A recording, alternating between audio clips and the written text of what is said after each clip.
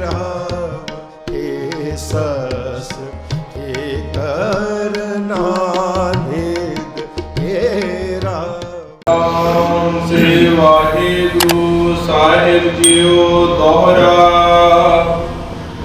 जब ऐसे उन बच कहे हाथ जोड़ सिर नियाए।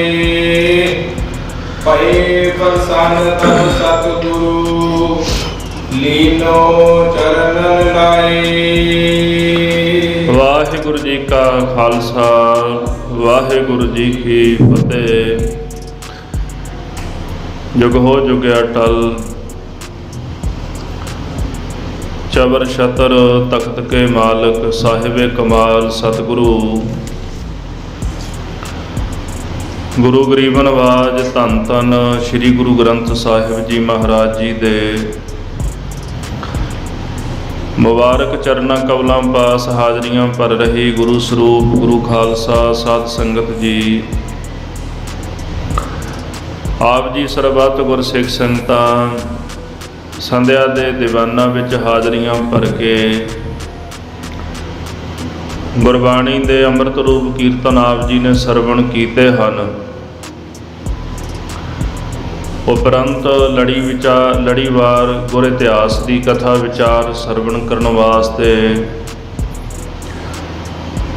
गुरु प्रेम अंदर आप जी भिज बैठे हो। महाराज कलगीधर दशमेश पिता गुरु गोबिंद सिंह साहिब सच्चे पातशाह जी आप जी दे चरणा विच महंत जैत राम बेनती करदा है कि माधो दास इहो जिहा बैरागी साधु जो संतां महापुरुषां दी बेअदबी करदा है उहदे डेरे ना जाओ। सतगुरु कहण लगे महंत जी तुसीं हार के आ गए हो पर असीं जरूर जावांगे। अपना सेवक नाल भेज दिओ ताकि उन्होंने भी पता लगे कि गुरु नानक साहिब सच्चे पातशाह दे घर की कला कितनी कुछ वड्डी है। गुरु गोबिंद सिंह जी महाराज श्री नंदेड़ साहब की धरती ते पहुँचे ने। नंदेड़ पहुँच के सतगुरु गोदावरी के कंढे माधो दास के डेरे विच चले गए। बड़ा सोहना उन्हें पलंग विछाया सी ते पलंग ते महाराज विराजमान हो गए। ਸਿੰਘਾਂ ने उहदे डेरे दे बकरे झटका दिते। चेले दौड़ के गए संत जी तुसीं इत्थे बैठे तुहाडा डेरा अपवित्र हो गया। इत्थे ਸਿੰਘਾਂ ने आके लहू बहा दिता। डेरे की अपवित्रता हो गई तो कोई संत आके तुहाडे पलंग ते बह गए। माधो दास गुस्से नाल भरिया अपने डेरे वाल आया किते बाहर गया सी। उन्हें 52 वीर भेजे बड़ियां ताकतां लाइयां। जदों पलंग उल्टाण लगे ना महाराज कलगीधर जी ने तीर जिहड़ा सी पलंग दे पावे दे नाल उस पलंग नूं दबिया। जिहड़ा तीर सी वो पलंग दे पावे ते रख के उहनूं दब दिता। पलंग उल्टाना तो दूर की गल हिला तक नहीं सके। 52 वीरां नूं माधो दास कहण लगा इहदी जान कढ दिओ, इहनूं नाश कर दिओ। की हो गया जो तुहानूं? वो कहंदे असां कुछ नहीं कर सकते, जदों इन्हां दे कोल जांदे आ ना सानूं दुगना दुख मिलदा है। उन्हें ਸਿੰਘਾਂ ते वीर भेज दिते भी ਜਿਹੜੇ ਸਿੰਘ ने नाल उन्हां ते जाके हमला कर दिओ। पर ਸਿੰਘਾਂ ते भी वीरां दा वस ना चलिया। माधो दास नूं समझ पै गई भी जेदे सिखां ते मेरा वस नहीं चलिया उस गुरु ते मेरा वस किवें चल सकदा। इस प्रकार सतगुरां दे चरणी ढह पिया। महाराज कलगीधर जी कहते तेरा पंथ की, तेरा गुरु कौन है, तू क्यों मश्करी करदा है महापुरुषां दे नाल संतां दे नाल। जिहड़ा महापुरुषां नाल मश्करी करदा उहनूं खुआर होना पैंदा है। ਉਹਨੇ ਬੇਨਤੀ ਕੀਤੀ, ਮਹਾਰਾਜ ਮੈਂ ਤੁਹਾਡਾ ਬੰਦਾ ਹਾਂ, ਤੁਹਾਡਾ ਸੇਵਕ ਹਾਂ, ਮੈਨੂੰ ਮਾਫ ਕਰ ਦਿਓ, ਪਰ ਮੇਰਾ ਡੇਰਾ ਅਪਵਿੱਤਰ ਹੋ ਗਿਆ। ਕਲਗੀਧਰ ਜੀ ਕਹਿੰਦੇ, ਜੇ ਤੇਰਾ ਜਾਨਵਰਾਂ ਦੇ ਖੂਨ ਡੁੱਲਣ ਨਾਲ ਡੇਰਾ ਪਵਿੱਤਰ ਹੋ ਗਿਆ ਹੈ, ਸਾਰੇ ਹਿੰਦੁਸਤਾਨ ਦੀ ਧਰਤੀ ਤੇ ਮਜ਼ਲੂਮਾਂ ਦਾ ਲਹੂ ਡੁੱਲ ਰਿਹਾ ਹੈ, ਉਹ ਧਰਤੀ ਅਪਵਿੱਤਰ ਨਹੀਂ ਹੋ ਰਹੀ। ਤੈਨੂੰ ਆਪਣੇ ਡੇਰੇ ਦਾ ਖਤਰਾ ਤਾਂ ਪੈ ਗਿਆ, ਪਰ ਹਿੰਦੁਸਤਾਨ ਜਿਹਦੇ ਜ਼ਰੇ ਜ਼ਰੇ ਵਿੱਚ ਮਜ਼ਲੂਮ ਦਾ ਲਹੂ ਡੋਲਿਆ ਜਾ ਰਿਹਾ, ਉਹਨਾਂ ਦਾ ਫਿਕਰ ਨਹੀਂ ਤੈਨੂੰ। ਇਸ ਤਰ੍ਹਾਂ ਮਹਾਰਾਜ ਨੇ ਬਾਬਾ ਬੰਦਾ ਸਿੰਘ ਬਹਾਦਰ ਨੂੰ ਉਪਦੇਸ਼ ਦਿੱਤਾ। ਆਓ ਅਗਲਾ ਪ੍ਰਕਰਨ ਸਰਵਣ ਕਰੀਏ।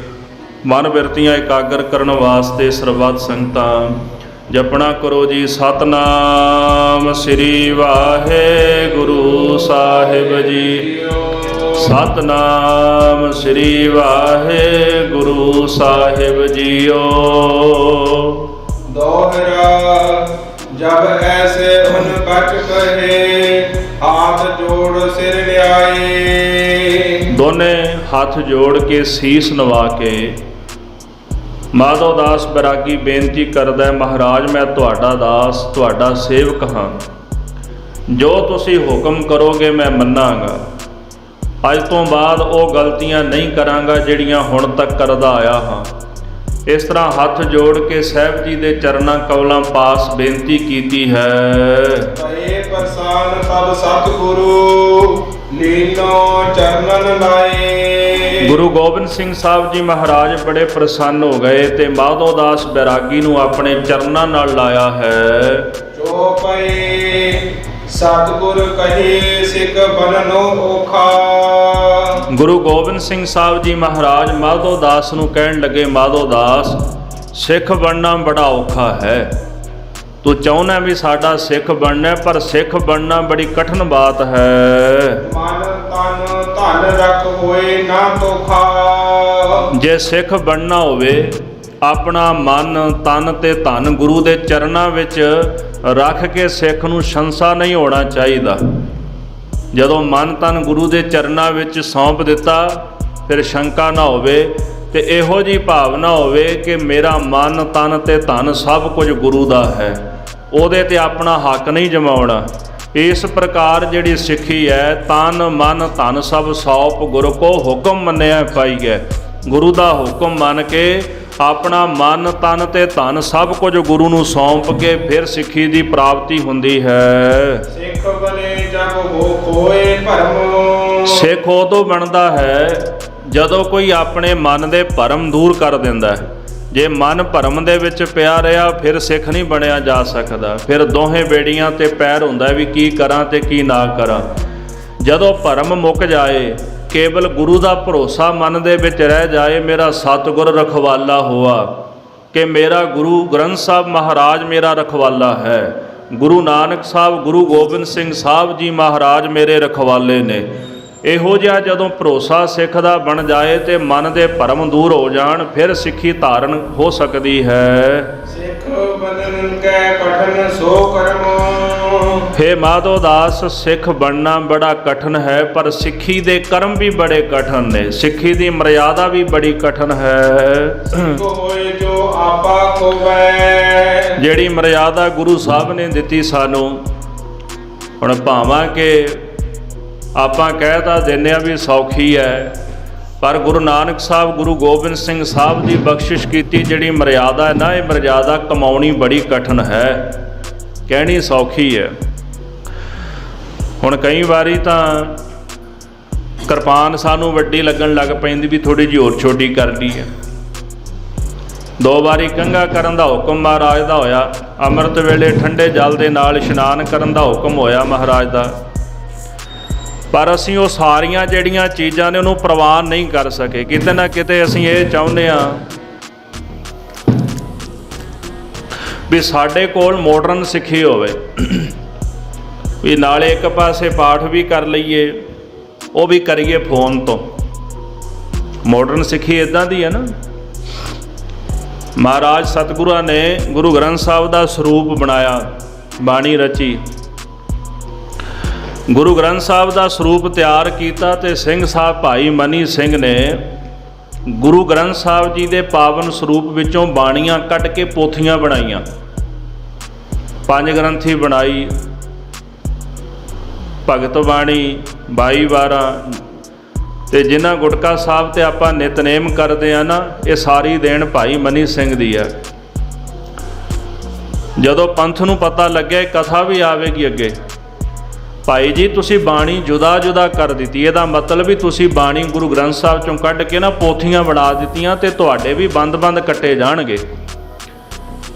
ਗੁਰਬਾਣੀ ਦੀਆਂ ਪੋਥੀਆਂ ਬਣਾਉਣ ਵਾਸਤੇ, ਤਿਆਰ ਕਰਨ ਵਾਸਤੇ ਭਾਈ ਮਨੀ ਸਿੰਘ ਜੀ ਨੇ ਬੰਦ ਕਟਵਾਇਆ ਸੀ ਆਪਣਾ, ਉਹਨਾਂ ਨੇ ਐਡੀ ਵੱਡੀ ਕੀਮਤ ਦਿੱਤੀ ਉਹਦੀ। ਤੇ ਅਸੀਂ ਕੀ ਕੀਤਾ ਵੀ ਅਸੀਂ ਸਭ ਕੁਝ ਛੱਡ ਕੇ ਫੋਨਾਂ ਤੇ ਆ ਗਏ। ਸੁੱਖ ਭਾਲਦੇ ਆ ਨਾ ਵੀ ਅੰਮ੍ਰਿਤ ਵੀ ਨਾ ਛਕਣਾ ਪਏ ਤੇ ਸਿੱਖ ਵੀ ਬਣੇ ਰਹੀਏ, ਨਿਤਨੇਮ ਵੀ ਨਾ ਕਰਨਾ ਪਏ ਤੇ ਅੰਮ੍ਰਿਤ ਛਕ ਕੇ ਸਿੱਖ ਬਣੇ ਰਹੀਏ। ਅਸੀਂ ਇੱਦਾਂ ਦੀ ਭਾਵਨਾ ਜਿਹੜੀ ਉਹ ਸਾਡੇ ਮਨ ਦੇ ਵਿੱਚ ਆ ਗਈ ਵੀ ਜਿਹੜੇ ਸਿੱਖੀ ਦੇ ਅਸੂਲ ਨੇ ਉਹ ਕਮਾਣ ਤੋਂ ਅਸੀਂ ਮੁਨਕਰ ਹੋ ਗਏ, ਪਰ ਦਾਅਵਾ ਕੀਤਾ ਵੀ ਅਸਾਂ ਸਿੱਖ ਹਾਂ। ਅਸੂਲ ਵੀ ਨਾ ਮੰਨਿਆ ਸਿੱਖੀ ਦਾ ਤੇ ਸਿੱਖ ਹੋਣ ਦਾ ਦਾਅਵਾ ਵੀ ਕਰਦੇ ਰਹੇ। ਇਸ ਕਰਕੇ ਭਾਈ ਖੰਨਿਓ ਤਿੱਖੀ ਵੱਲ ਨਿੱਕੀ ਏਤ ਮਾਰਗ ਜਾਣਾ, ਖੰਡੇ ਦੀ ਧਾਰ ਦੇ ਨਾਲੋਂ ਤਿੱਖੀ ਤੇ ਵਾਲ ਦੇ ਨਾਲੋਂ ਬਰੀਕ ਹੈ, ਵਾਲ ਦੇ ਨਾਲੋਂ ਨਿੱਕੀ ਹੈ ਗੁਰੂ ਕੀ ਸਿੱਖੀ, ਇਹ ਕਮਾਉਣੀ ਬੜੀ ਕਠਨ ਹੈ। ਖੰਨਿਓ ਤਿੱਖੀ ਬਹੁਤ ਪਈਣੀ, ਬਾਬਾ ਫਰੀਦ ਸਾਹਿਬ ਕਹਿੰਦੇ ਖੰਡੇ ਨਾਲੋਂ ਵੀ ਜ਼ਿਆਦਾ ਤਿੱਖੀ ਹੈ ਭਾਈ ਸਿੱਖੀ। ਸਿੱਖੀ ਦੇ ਕਰਮ ਕਮਾਉਣੇ, ਅੰਮ੍ਰਿਤ ਵੇਲੇ ਉੱਠਣਾ, ਬਾਣੀ ਪੜ੍ਹਨੀ, ਨਿਤਨੇਮ ਕਰਨਾ, ਸਿਮਰਨ ਕਰਨਾ, ਸਤ ਸੰਗਤ ਕਰਨੀ, ਸੇਵਾ ਕਰਨੀ, ਇਹ ਕਰਮ ਕਰਨੇ ਬਹੁਤ ਜ਼ਿਆਦਾ ਕਠਨ ਹਨ। ਸੋ ਇਸ ਕਰਕੇ ਭਾਈ ਸਿੱਖ ਬਣਨ ਕੈ ਕਠਨ ਸੋ ਕਰਮ, ਸਿੱਖ ਬਣਨਾ ਜਿਹੜਾ ਬੜਾ ਕਠਨ ਕਰਮ ਹੈ। ਪਰ ਸਾਡੇ ਵਰਗੇ ਅੱਜ ਦੇ ਸਿੱਖ ਮਾਡਰਨ ਸਿੱਖੀ ਭਾਲਦੇ ਹਨ। ਜਿਵੇਂ ਅੱਜ ਕੱਲ੍ਹ ਆਮ ਤੌਰ 'ਤੇ ਕਹਿ ਦਿੱਤਾ ਜਾਂਦਾ ਅੰਮ੍ਰਿਤ ਛਕਣ ਦੀ ਕੀ ਲੋੜ ਹੈ, ਨਿਤਨੇਮ ਕਰਨ ਦੀ ਕੀ ਲੋੜ ਹੈ, ਗੁਰਦੁਆਰੇ ਜਾਣ ਦੀ ਕੀ ਲੋੜ ਹੈ, ਸਰੋਵਰਾਂ 'ਚ ਜਾ ਕੇ 5 ਤਖ਼ਤਾਂ 'ਤੇ ਜਾ ਕੇ ਦਰਸ਼ਨ ਕਰਨ ਦੀ, ਇਸ਼ਨਾਨ ਕਰਨ ਦੀ ਕੀ ਲੋੜ ਹੈ। ਇਹੀ ਕਿਹਾ ਜਾਂਦਾ ਨਾ ਬਾਜੀ, ਕੁਦਰਤ ਦਾ ਨਿਯਮ ਮੰਨੋ ਤੁਸੀਂ ਵੀ ਕੁਦਰਤ ਦੇ ਨਿਯਮ ਦੇ ਵਿੱਚ ਰਹੋ, ਵੀ ਆਹੀ ਸਿੱਖੀ ਹੈ। ਕਿਉਂ ਅਸੀਂ ਮਾਡਰਨ ਹੋ ਗਏ ਤੇ ਮਾਡਰਨ ਹੋ ਕਰਕੇ ਅਸੀਂ ਸਿੱਖੀ ਦੀ ਮਰਿਆਦਾ ਤਿਆਗ ਦਿੱਤੀ। ਇਸ ਕਰਕੇ ਭਾਈ ਸਿੱਖ ਬਣਨਾ ਬੜਾ ਕਰਮ ਕਠਨ ਹੈ। ਸਿੱਖ ਹੋਏ ਜੋ ਆਪਾ ਖੋਵੈ। ਸਿੱਖ ਕੌਣ ਹੈ? ਸਿੱਖ ਉਹ ਹੈ ਜਿਹੜਾ ਆਪਣਾ ਆਪ ਗਵਾ ਦੇ। ਮਹਾਰਾਜ ਨੇ ਸਾਨੂੰ ਸਿੱਖ ਸ਼ਬਦ ਬਖਸ਼ਿਆ। ਸਿੱਖ ਦਾ ਆਖਰੀ ਅਰਥ ਹੁੰਦਾ ਵਿਦਿਆਰਥੀ, ਸਟੂਡੈਂਟ, ਵੀ ਜਿਹੜਾ ਸਿੱਖਣ ਵਾਲਾ ਹੋਵੇ, ਗੁਰੂ ਦੀ ਸਿੱਖਿਆ, ਗੁਰੂ ਦੇ ਉਪਦੇਸ਼ ਨੂੰ ਸਾਰੀ ਉਮਰ ਸਿੱਖਦਾ ਰਹੇ, ਉਹਨੂੰ ਸਿੱਖ ਕਹਿੰਦੇ ਨੇ। ਤੇ ਹੁਣ ਸਿੱਖੇਗਾ ਉਹ ਜਿਹੜਾ ਆਪਣਾ ਆਪ ਗਵਾਏਗਾ, ਭਾਵ ਜਿਹਨੇ ਆਪਣੀ ਹਉਮੈ, ਆਪਣੀ ਈਗੋ ਛੱਡ ਦਿੱਤੀ ਹੈ। ਸਿੱਖਣ ਦੀ ਭਾਵਨਾ ਤਾਂ ਉਹ ਰੱਖੇਗਾ ਨਾ, ਜਿਹੜਾ ਆਪਣੀ ਹਉਮੈ ਨਹੀਂ ਛੱਡ ਸਕਿਆ ਉਹ ਸਿੱਖਣ ਦੀ ਭਾਵਨਾ ਕਿੱਥੋਂ ਰੱਖੇਗਾ। ਇਸ ਕਰਕੇ ਸਿੱਖ ਉਹ ਹੋ ਸਕਦਾ ਜਿਹੜਾ ਆਪਣਾ ਆਪ ਗਵਾ ਦੇਵੇ।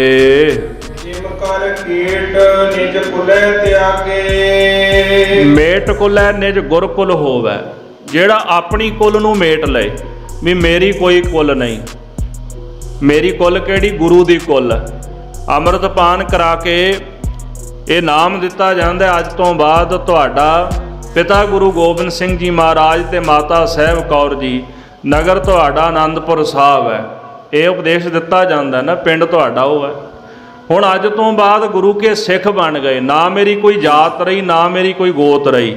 ਜੇ ਕਈ ਵਾਰੀ ਕਿਸੇ ਨੂੰ ਕਹਿ ਦਈਏ ਤੇ ਲੋਕ ਗੁੱਸਾ ਬੜਾ ਕਰ ਲੈਂਦੇ ਨੇ ਵੀ ਤੁਸੀਂ ਕਿਉਂ ਕਹਿੰਦੇ ਹੋ ਵੀ ਸਾਡੀ ਜਾਤ ਗੋਤ ਵੀ ਤੁਸੀਂ ਨਾਂ ਦੇ ਨਾਲ ਨਹੀਂ ਲਾਉਣੀ। ਮੁਬਾਰਕ ਹੈ ਭਾਈ, ਤੁਸੀਂ ਲਾਉਣੀ ਤੁਸੀਂ ਲਾਓ, ਪਰ ਸਿੱਖੀ ਦੀ ਮਰਿਆਦਾ ਹੈ ਨਹੀਂ।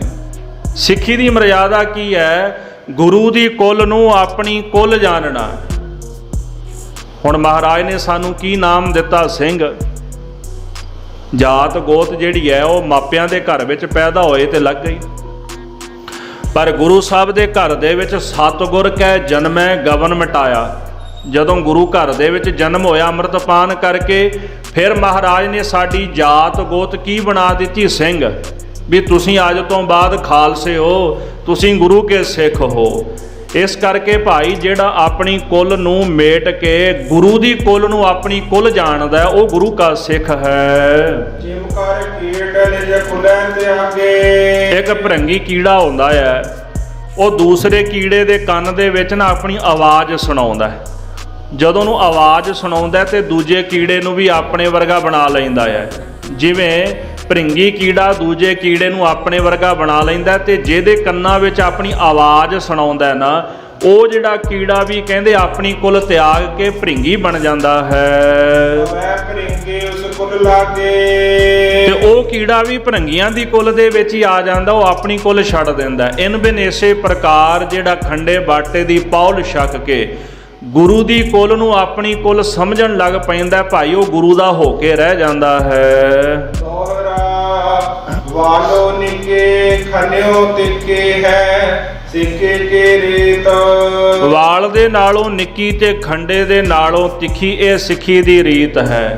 ਖੰਡੇ ਦੀ ਧਾਰ ਦੇ ਨਾਲੋਂ ਵੀ ਤਿੱਖੀ ਹੈ। ਭਾਈ ਗੁਰਦਾਸ ਸਾਹਿਬ ਕਹਿੰਦੇ ਨੇ ਵੀ ਖੰਡੇ ਦੀ ਧਾਰ ਕਿੰਨੀ ਕੁ ਤਿੱਖੀ ਹੈ, ਕਹਿੰਦੇ ਨੇ ਵੀ ਚੱਲ ਨਾ ਸਕੈ ਭੁਣਹਣਾ, ਉਹਦੇ ਉੱਤੇ ਕੀੜੀ ਨਹੀਂ ਤੁਰ ਸਕਦੀ, ਜੇ ਤੁਰੇ ਤੇ ਉਹਦੇ ਵੀ ਦੋ ਟੋਟੇ ਹੋ ਜਾਂਦੇ, ਵੀ ਇੰਨਾ ਤਿੱਖਾ ਖੰਡਾ। ਕਹਿੰਦੇ ਇਨ ਬਿਨ ਇਸੇ ਪ੍ਰਕਾਰ ਗੁਰੂ ਕੀ ਸਿੱਖੀ ਹੈ।